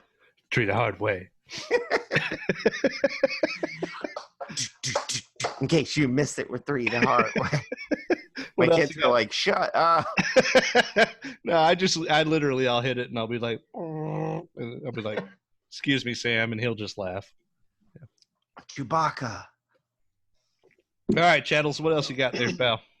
All right. Oh, this looks like a good one. Judging by your face. Alabama fugitive who fed meth to his pet attack squirrel named D's Nuts. Charged with a wildlife offense. Charged with what? A wildlife offense. Oh my God, we need a Lifetime movie about this. Oh my God, I want a pet squirrel named D's Nuts so bad now. Come here, D's Nuts. Let's go. Apparently, the police raided his apartment for drugs. Shocker. And during the raid, they came across he was charged with, he had gun possession, a couple other things there, but he also had D's Nuts in a cage, which in Alabama, I guess it's illegal to have a pet squirrel. Really? Yeah. Squirrels are usually most states are usually pretty lenient on. So seriously, this dude was like, oh my God, they're here for me. I've got D's Nuts and a bag of meth. I need to get rid of both of them. So my favorite, the story goes on about, them finding the meth and all the stuff. It's just. But he fed it to the squirrel? He denies it because he said he's had it since it was a baby and he would never do that to his pet. But there are multiple people that say he fed the squirrel meth regularly. Because he had no teeth? The squirrel, like the teeth were gone? The squirrel was like... So my favorite part of the story... My favorite part of the story is so hard. Officials found the squirrel, and because they'd never run into that before, they didn't know what to do. They talked to the Department of Conservation to ask them what to do, and they didn't know. They just released it into the wild because they quote, "There's no safe way to test a squirrel for meth." All these poor other squirrels, their property values just fucking dropped. Like, guys, so somewhere there is a He's not showed up. He climbed in the tree. He's cooking meth again. He's got a tiny little motorhome. He's wearing little fucking tiny whitey. He's at the Keebler Elves in the little house that's den now. He changed his name to Walter. I like these nuts. Science, bitch. Oh. My name's These Nuts. They lead into the Say my name. You can call me Heisenberg. Say my name. These Nuts. Which could explain how the forest fire began on my next story. Was that near Alabama? Well, it was in the South. Yeah. In Kentucky. I don't know That's if not the South. That's literally east or west of me. West of you. Northwest. South of me. Tennessee is west, so Kentucky is northwest. Go ahead. It's all north of me. That's right. Anyway, I don't know if you heard this. Jim Beam had a huge fire. Did we talk about that on the Lord Hazelwood episode?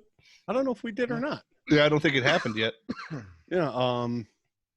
They lost a ton of barrels. Yeah. Two buildings. It leveled 2 warehouses. It was on July 2nd, something like that. Turns out they didn't work very hard to put out the fire because they were scared that by basically dumping water onto the fire, it was going to leach down and spread into the river. Oh yeah, of course. Just dump alcohol into the river. That's better than like a sewage leak.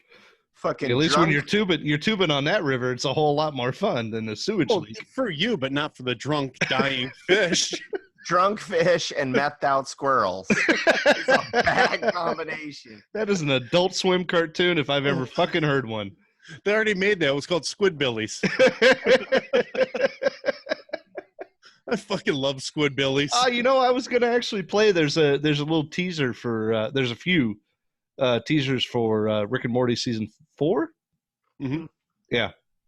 There's a little teaser, and there's a bunch of Adult Swim little bumps that they've made. So yeah, we got Comic-Con coming up next week, so there's supposed to be a bunch of Rick and Morty shit coming out. Anyway, go ahead. Okay, it leads into my next story a little bit. One way to put out the fire, started by the drunk fish and the squirrels on meth. Catholic bishop is planning to rain down holy water from a helicopter and a mass exorcism over the city. Nomine Patri, Filii Spiritus Somewhere Sancti. in Colombia. He wants to save the city and just get rid of all evil. So he wants to douse Good the fucking luck. holy water from a helicopter. And this is gonna put out the fire? They're gonna make a movie about this, and The Rock is gonna be this guy in the helicopter. Yeah, it's gonna be like a white collar, but it's gonna be like this big, dude. Like, oh my God! Speaking of The Rock, all right, I've been wanting to say this for like the last 4 episodes we've done. I'm 100% ashamed of myself that I want to see Roy and Hobbs, or Hobbs and whatever this new fucking. I want to see it too. It looks ridiculous. What's it called?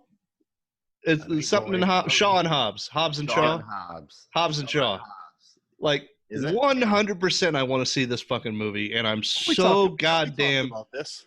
Have we? Because I'm so goddamn embarrassed that I want to see this movie. Why would you be embarrassed by because that, man? Fuck those Fast and Furious movies. Those Fast and Furious movies are popcorn gold, dude. This movie, like, fucking Idris Elba, I'm Black Superman.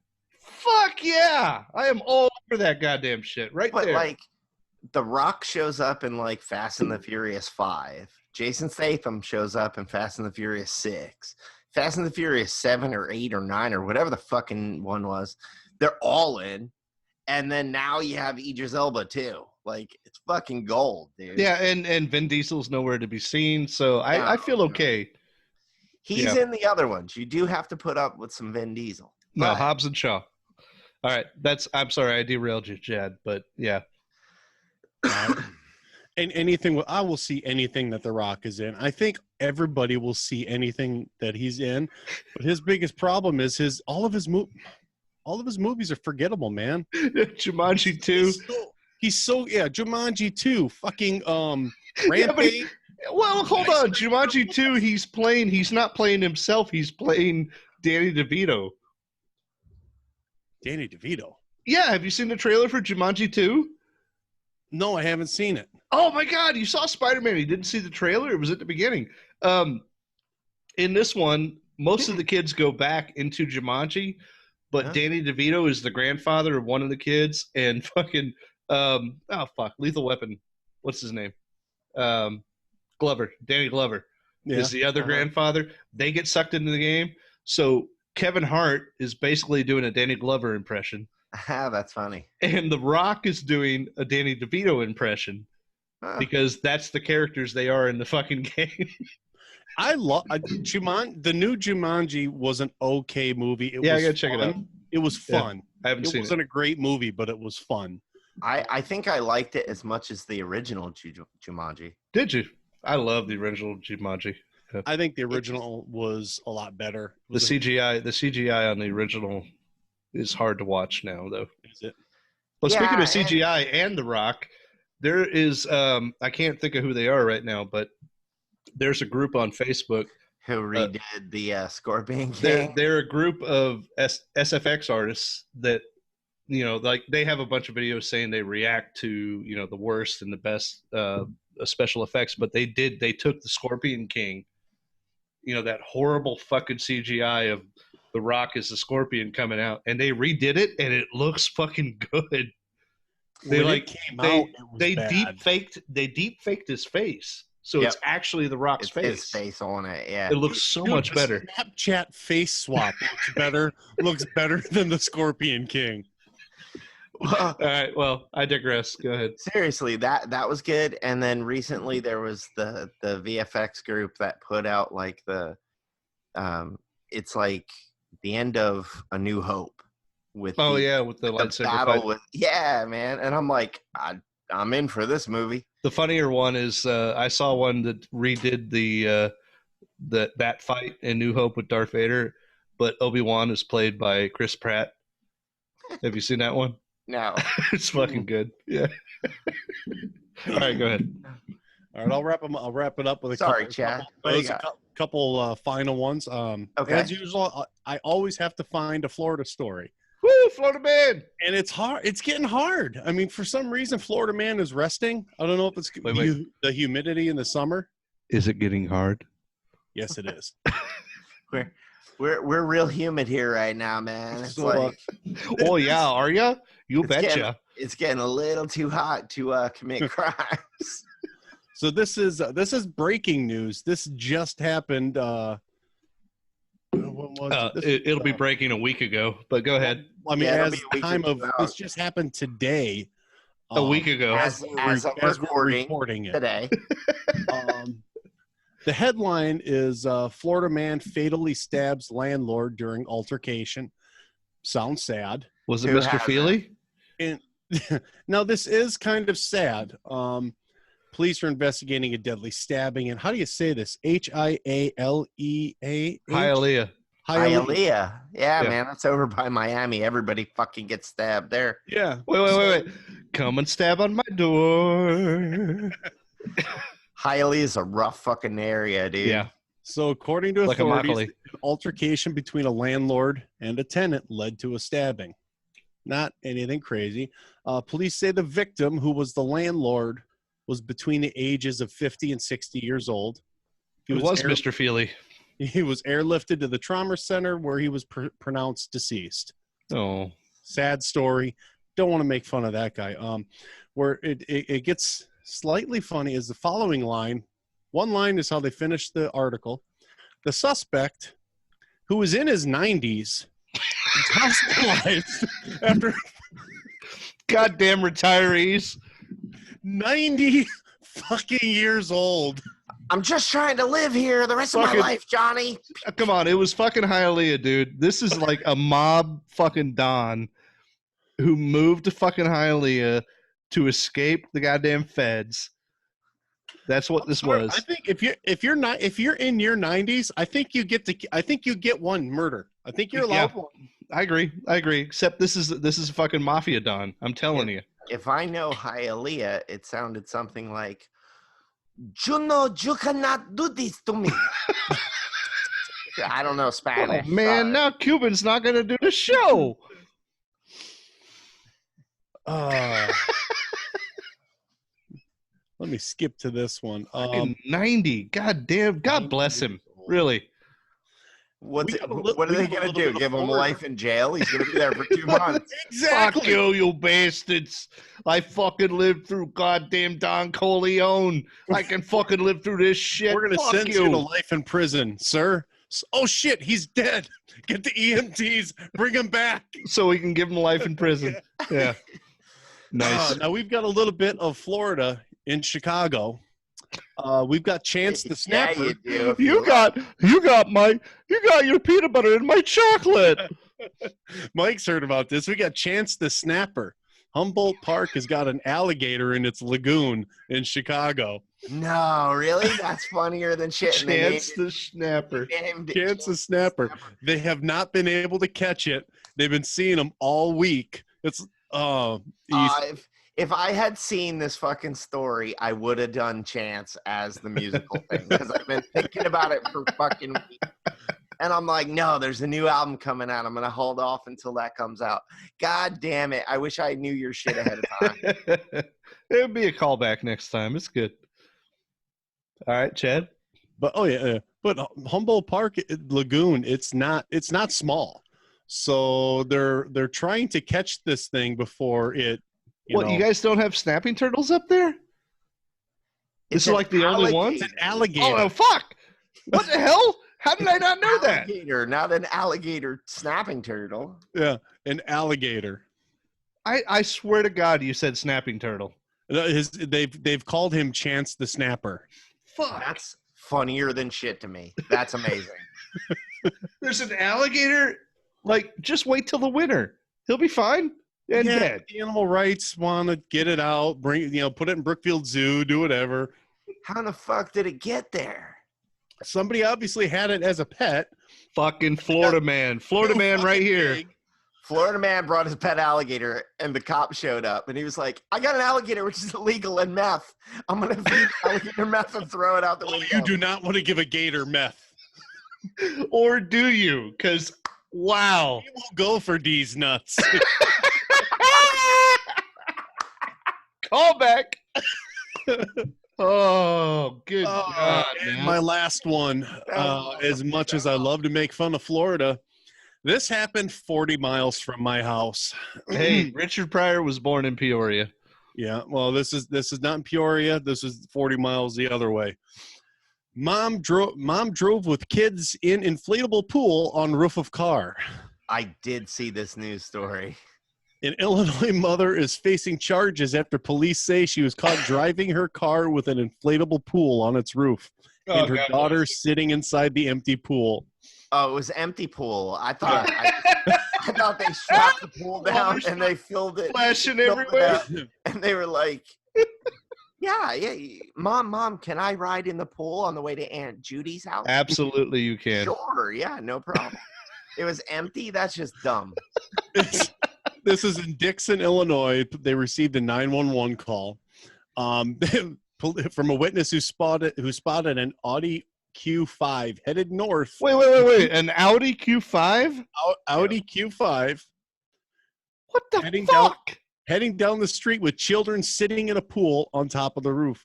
Was Tony Stark driving it? The officers conducted a traffic stop, spoke with the driver. She said she drove into town to inflate the pool that she had bought because she didn't have a pump. She drove into town to inflate it at a friend's house. She wanted the daughter to sit on it. And she had her two children ride inside the empty pool to hold it down on the drive home. She was charged with endangering the health or life of a child and reckless conduct. He was also cited for failure to secure a passenger of the age of 8 and under the age of 16. I mean, so I don't know what the laws are there, but that line there basically says, at best, this woman was driving a 7-year-old and a 15-year-old on the roof of her car. But for all we know, it could have been a fucking 4-year-old and a 10-year-old. People aren't this dumb. Really? Are they? Yes. You know what? I live in Florida. We do some stupid shit. We move some stuff onto roofs of vehicles sometimes. All right? Hold on to that mattress while you're driving? I have been the guy, not moving something, but I've been the guy hanging on the back of his buddy's car in high school, and he takes it through the field, and you end up on the fucking ground. I've been that dude. Welcome to Florida. This was not there, though. I don't know if you can see without the glare. Holy shit. Man, look at the lift on that thing. I sent this to a friend today. This was on TikTok. Was it tied off? Yeah, it had to have been. Oh, God. That's a mattress or something, though. That's a mattress. Can you imagine if the kids were in there? They're like, they just saw Aladdin. They're like, it's a magic carpet ride. I can show you the world. At least it was an inflatable pool. With them sitting in it, at worst, it's going to flip up and hit them in the face. If it was one of those hard disc pools, all of a sudden people are getting Area 51 calls. They're like, we don't need to go to Area 51. We need to go there. There was a flying saucer spot. Call back. Oh, see, it all comes around. Full circle. All right, Chattels. That it, man? That's all you got? All right, well, moving on to my next Drinkle Poo. Oh, what do you got? This is from another Asheville. I think it's Asheville. God damn it. Yep, Asheville, North Carolina. High Wire, Bed of Nails, brown ale. Bed of Nails. I like me brown ale. You're drinking a lot of like fall and winter beers. Yeah, it's weird, right? Except for that longboard. That was a lager. Longboard sounds like a summer beer.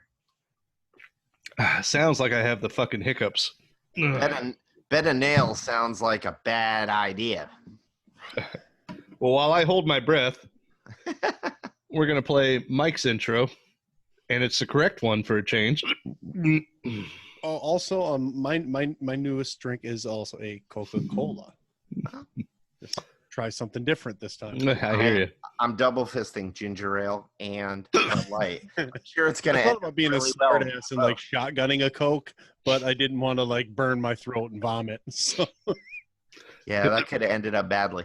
Could have been like a sour monkey. All right, here we go with Mike's intro. Hey, this goddamn, it's not music anymore. I swear to God, hip-hop and comic books was my genesis. You fuckers think that just because a guy reads comics he can't start some shit? Arg. Starting shit on the regs, yes indeed. We're going to start with some comic news tonight, gentlemen. Okay, first thing up. John Carpenter. Writer and creator of Halloween and the Thing. Is that John sighing with approval or just trying not to? That was John holding his breath, trying to kill his hiccups. Yeah, he's trying to kill the hiccups. Anyway, John Carpenter is writing a new Joker book. I heard that. Yeah. It's a 40-page one-off story. So kind of double a normal comic issue, not quite like a trade paperback size. Well, it can't be any worse than this fucking new Joker movie we have. I've yet to even watch the trailer for that. I don't know, man. The description of this is one website defined it as the Joker getting his groove back. And I was like, what does that mean? Does he get to rape Batgirl again? Better than Spike Lee's one-off comic when Joker lost his groove. I mean, can we all pretty much agree that the Killing Joke that fucking Joker, amazing. That Joker raped Batgirl? I never saw it as him raping Barbara. I saw him shooting Barbara, leaving her injured. He rapes Commissioner Gordon, though, for sure. Does he? Yeah, He's dude. He's right. In a ball gag. He's naked and he's tied down, dude. Look at Chad right now. Goddamn hiccups. All right, go ahead. Yeah, I missed that one. Such a good comic, though. The movie, God, movie was horrible. Oh, yeah, I don't know about that, but I don't know about this new movie either. It's garbage. But anyway, this thing is part of DC is doing this thing called the Year of Villains. It's in all the solicitations. Is this DC Black Label or no regular DC? I honestly don't know that. It's a one-off, so it could be a Black Label thing. I imagine John Carpenter being horror writer. We're gonna get some fucking horrific Joker shit. So could fit. It's 17 plus, 16 plus, whatever Black Label was that I talked about. Anyway, whatever. Dude has written comics before. Really? Yeah, he did. The guy that he's co-writing it with, I forget his name. I didn't write that down. John Carpenter's the bigger name. Whatever. He did some shit for Boom Studios. He did an adaptation of Big Trouble in Little China. Okay. And something called Old Man Jack. All right. So, I don't know. Thought it was interesting. Love John Carpenter. Anytime you get somebody that's not in the comics world to write comic books, I find it intriguing. I love Kevin Smith shit. Generally, if you ever get someone from Hollywood writing Superman, the first thing they do is kill Jonathan Kent. Well, no, seriously, like Jonathan Kent alive, alive and well in the comics for years and years and years until Richard Donner comes along and writes Superman. Jonathan Kent is dead, just like every fucking movie, TV show. They always have to kill that bitch. Fuck it, go ahead. I can't. Well, you know what? That's it. That's all I had for that. All we need is for my internet to freeze so I can't talk. John to have a hiccup so he can't finish a sentence. And I'll just keep plugging along and nobody will know the difference. Whatever. It's all good. second and last bit of comic shit. Chad, you were going to talk about this. Thank you for not doing so, because then I would have had very, very little to talk about. In which John gets the hiccups. Sure, that's an idea. Second bit of comic news. An amazingly awesome twist. The Walking Dead comic is done. It's over. Yeah, but not even just a twist. Dude, they solicited. No, yeah, I was going to get into that. Issue 192 comes out. Big spoiler here, guys. This is going to come out weeks after this shit occurred. Pay attention, Chad. I am. But in issue 192, Rick Grimes dies. The entire book is based around Rick Grimes. Mm-hmm. And you're like, well, okay, so it wasn't him. So is it Carl? Who are we supposed to have been watching this whole time? Issue 193 comes out like, I don't know, last week or whatever while we're recording this. And the book ends. It's done. Fucking over. But they tricked us all. And it was the greatest thing Image could have done. They solicited books for months. They had fake covers in Previews magazine and online where you could order shit from. And you're like, I wonder what's going to happen after Rick dies. Nothing, motherfuckers, because the comic's done. And you can't find that issue right now. I have it in a pull box waiting for me because I have not paid for it yet, but it belongs to me, and I will sell it if it's worth money because I don't care anymore. Hang on to that shit. Now, this book jumps forward in time a bunch of years, possibly from what I read, because I have not read the comic, but decades in the future. This is Robert Kirkman, when he first started writing it, was like, the problem with zombie movies is they always end. I want a story that never ends. Well, he always said that the story wouldn't end, or he always said that Rick would survive everything. Yes. Yeah. Everything except the last issue. Second to the last issue. And then years after that. Yeah. Yeah. From what I heard, this is set like in this issue, this final issue, you see like all the work that Rick and everybody did was for nothing. It's like, oh, now what I read about it was that they have reintroduced society, which is what Rick's plan was. Got it up and running, but shit goes down as far as walkers, like The Walking Dead. Like, zombies are barely a thing anymore because they know when you die, you're going to turn into a zombie. Everybody just gets fucking like, boop, right in the head. Done. But yeah, from what I understand, there's a court case that might have something to do with it. Which one of our main characters, Michonne, is a lawyer in the comics. Yeah. I mean, I read the full spoiler shit about it. I glanced over a lot of the spoiler where there was like somebody didn't Carl get in trouble for killing a zombie because zombies are so rare. Yes, zombies are rare. Carl ends up getting in trouble. See, apparently I had all the wrong information. Oh, yeah. Because what I heard was this last issue was basically zombies had taken over everything that they had built. Oh, no. Yeah, I haven't heard any of that. That's a better fucking story to me. I have not read it, so I can't confirm or deny what's true. But yeah, the whole end, every issue has like this thing called the letter hacks, which is people writing in questions, Robert Kirkman or Charlie Adler or Robert Kirkman's assistant, whoever, answering questions, shit like that. Excuse me. This whole one is like just his love letter to fans saying thank you. It's like, I don't know. Online, it's 3 pages. I don't know if it's 3 pages in the book, but that's what it is. That, my friends, is what I have for comic Mike and I met Robert Kirkman. Yes, we may have even had a breakfast with him. We had a breakfast with him, and he was a super nice guy.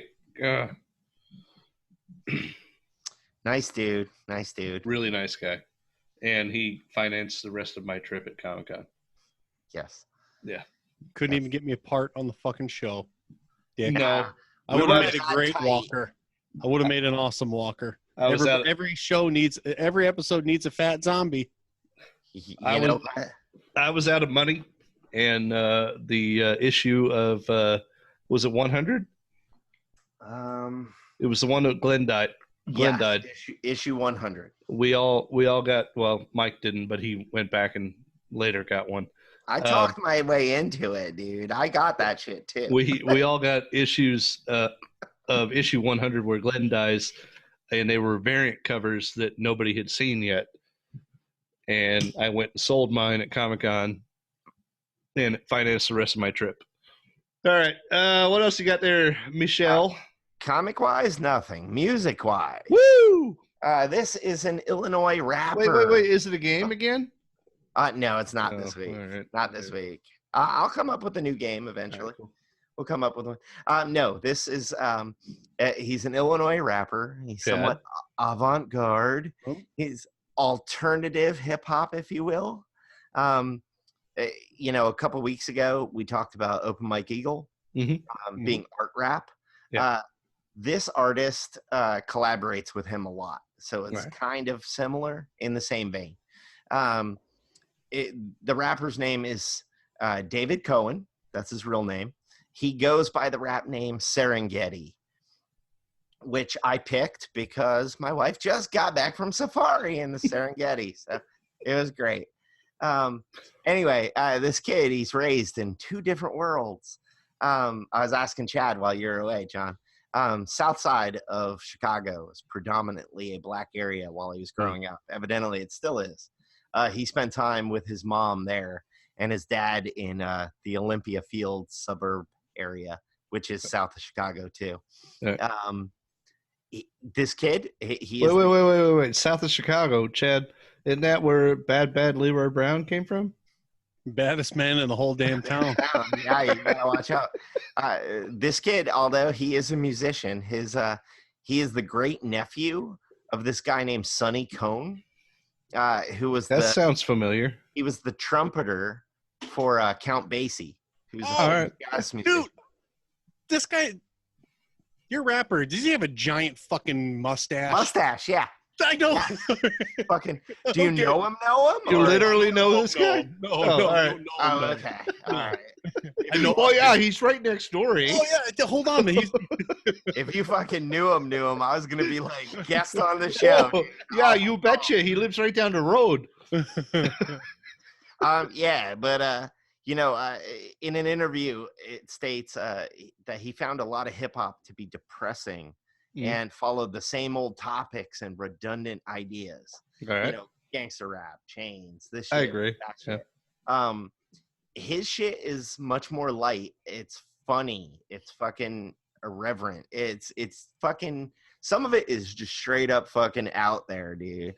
I made notes because oftentimes as I'm doing this, I get like tongue tied and fucking forget shit. So, no, you don't.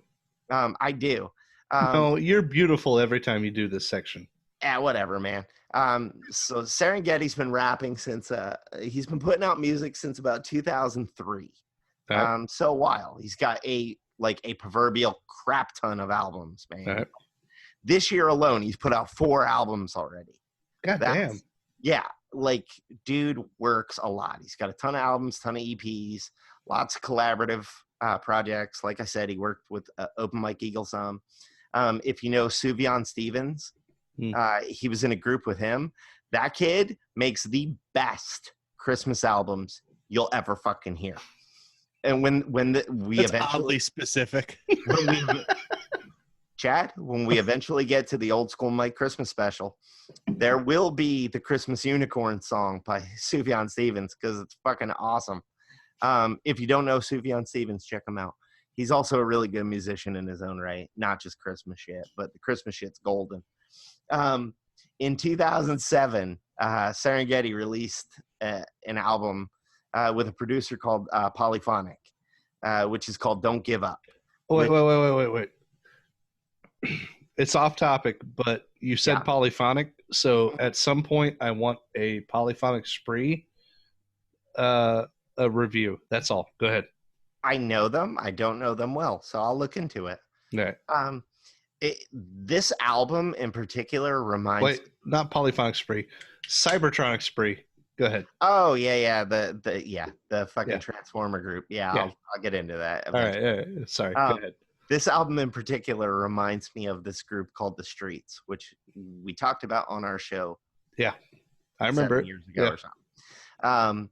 One of the songs on the album references that one of the Streets albums called The Grand Don't Come for Free. It's just, I don't know, it's just weird serendipitous thing that occurs.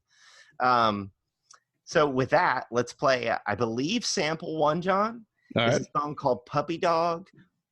At least on iTunes, it's called Puppy Dog. Everywhere else on the internet, it's called Puppy Dog Love. All right, we're going to find out here. Here we go. So the last relationship fucked me up. You treated me good, but I beat you up, baby. Not a good way to get a grip on stuff. Living in your own mind, man, that shit is rough, man. Again and again, lost in the harem of sin. For the infinite time, I said the same shit again. I'm sorry for the infant I've been. For the infinite time that I said the same shit again, baby. Marvelous love, wonderful love, puppy dog passions and feelings of joy. Oh my gosh, joy, wonderful joy, wonderful, wonderful, wonderful. It's it puts me on edge. Put you on edge? Yeah, John doesn't like that nigger music. Hey, what the fuck? The beat is kind of off. Slightly. And there's a really neat part in the song that I did not. It comes up right after that clip ends, actually, where Serengeti himself says, "The strings of my heart would often tug like," and then the beat erupts into this cacophony of strings. Violins, fucking cello, shit like that, just playing this fucking swirly off beat, but the drum pattern's still going, and it's just like, but like it's a love song, and it's basically almost like an apologetic love song, like, you know, like, I'm sorry for the infinite times that I said the same shit, and for the infant I was, you know, and I don't know, it's just it's an amazing like love song. It just seemed it seemed off for me the entire time. I mean, not that it was bad. I liked it. No, check out the real version. Go to iTunes, buy his shit. There you go. Or YouTube, watch the videos. That one actually has a video. I think it was made 8 to 12 years ago, something like that. Anyway, that is a pretty early sample of his work. All right. That leads us into sample 2. Very much this song covers the alternative style of rap and a beat. To me, it's very David Bowie-esque, but that might be because of the title of the song. I don't know. Which is Sniggy Smardust.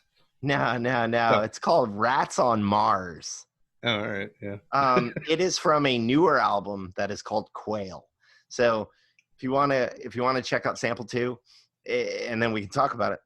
All right, here we go. Retail therapy, exude me clarity, make me clean, therapeutic me brown and green. So let me film you, catch something viral. By not looking photographs, not here to make you go. Can you drive my car home? Are there rats on Mars? Can you drive my car home? Are there rats? Are there rats? All right, so yeah, that one was better. Yeah, that one reminds me of it. I don't know. Like I said, it makes me think of like a David Bowie, but it doesn't sound like any David Bowie song you've ever heard. No, but I understand where you're coming from. Just the concept of it, and I don't know. It's got this like 80s synth beat, like happy-go-lucky feeling to it. It just yeah. I mean, the last one, like I said, the first one felt almost disjointed to me. Like the beat didn't flow.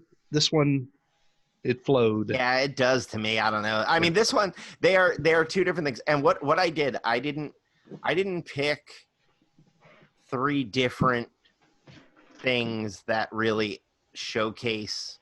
I mean, I don't know. It showcases what he is as a rapper to me, but they're like my 3 favorite songs, basically.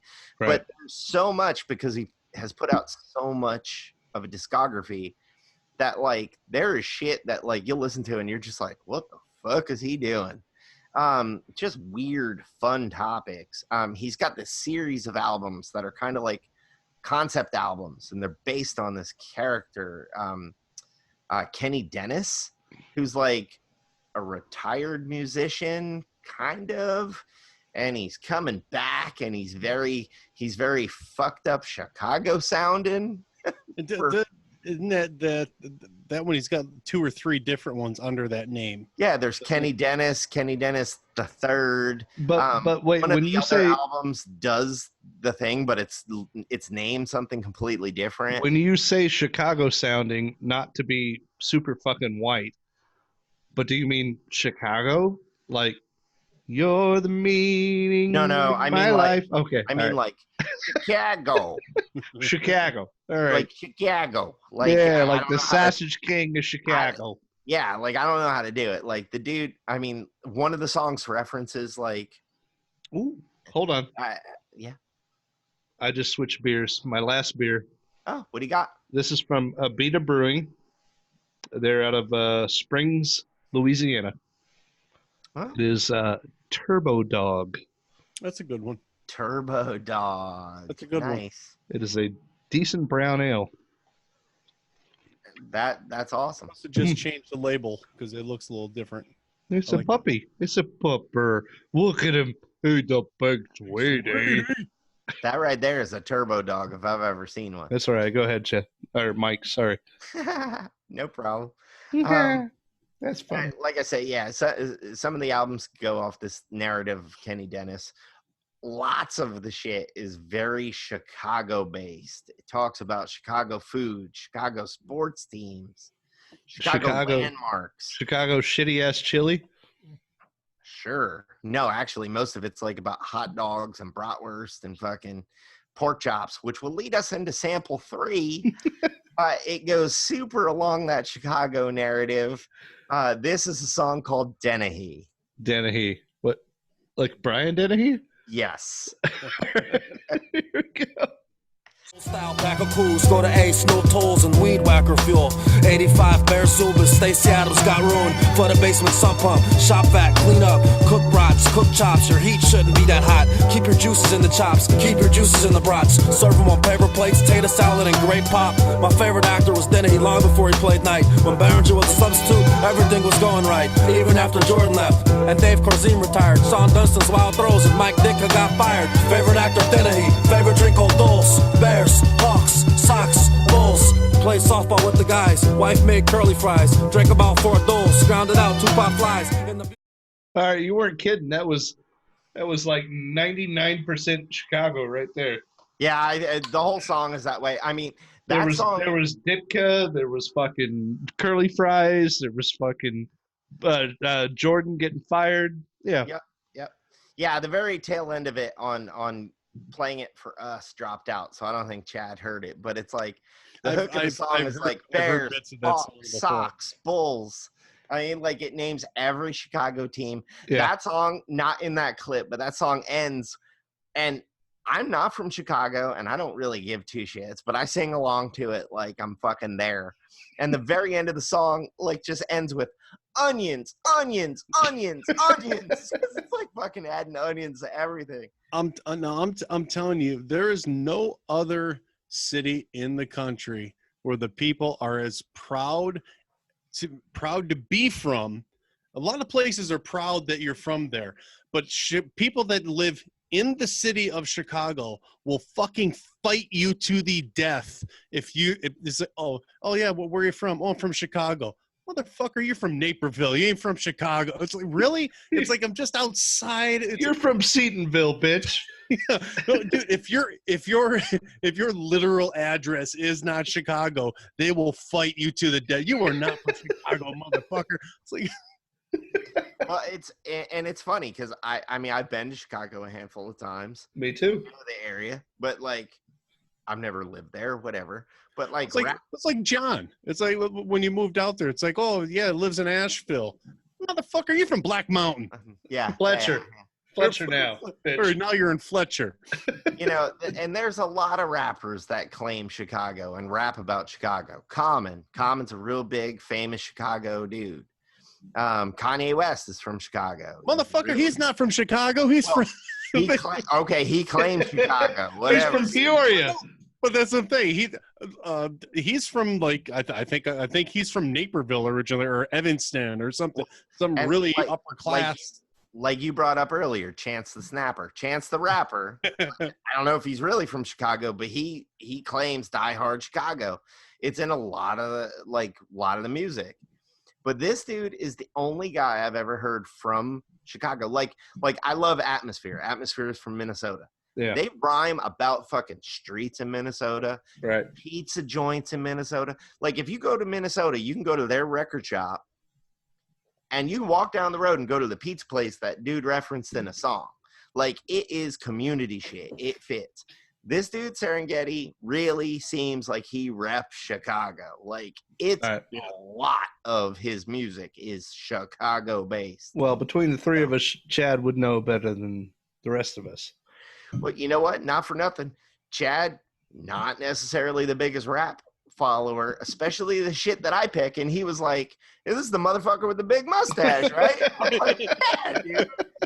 Yeah, he's got people that are from Chicago are die. I mean, you see, they show up at Cubs games. And I mean, you name an actor that's from Chicago and you know he's from Chicago because if they're in a movie, they're wearing a Cubs jersey, or they show up and sing at a Cubs game or whatever. The friggin' Wachowski brothers. I mean, sisters. Sisters now. The streets in their movies and stuff are named after Chicago. I mean, not that there's no hometown pride anywhere else, but there's something about that city. Yeah. People it's in their blood. I totally get it. And you know, I mean, like I said, when you were like the dude with the mustache, I'm like, this kid is known. Like if you know him and he has songs talking about the fucking mustache, it's a real mustache. It's pretty big. I think he puts a fake one on too, but he's got a giant fucking nose. And one of the songs is really funny because it's like, it's basically like about a California lifestyle. And he's like, yeah, I finally got the nose job. Now my shirts don't stretch out when I put them on. Oh, like, who the fuck makes something like that? This dude does. Go check him out. Serengeti. Will. Serengeti, definitely. Buy his shit. Check it out on YouTube. Whatever. Wherever you get your music. It's everywhere. There's a lot of it.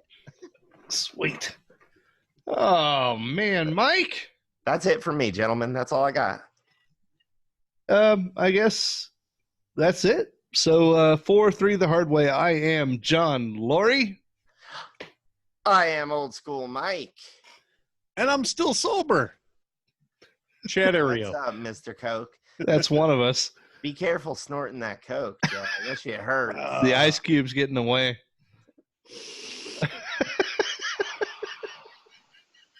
All right. We're out. Mr. With the hard way.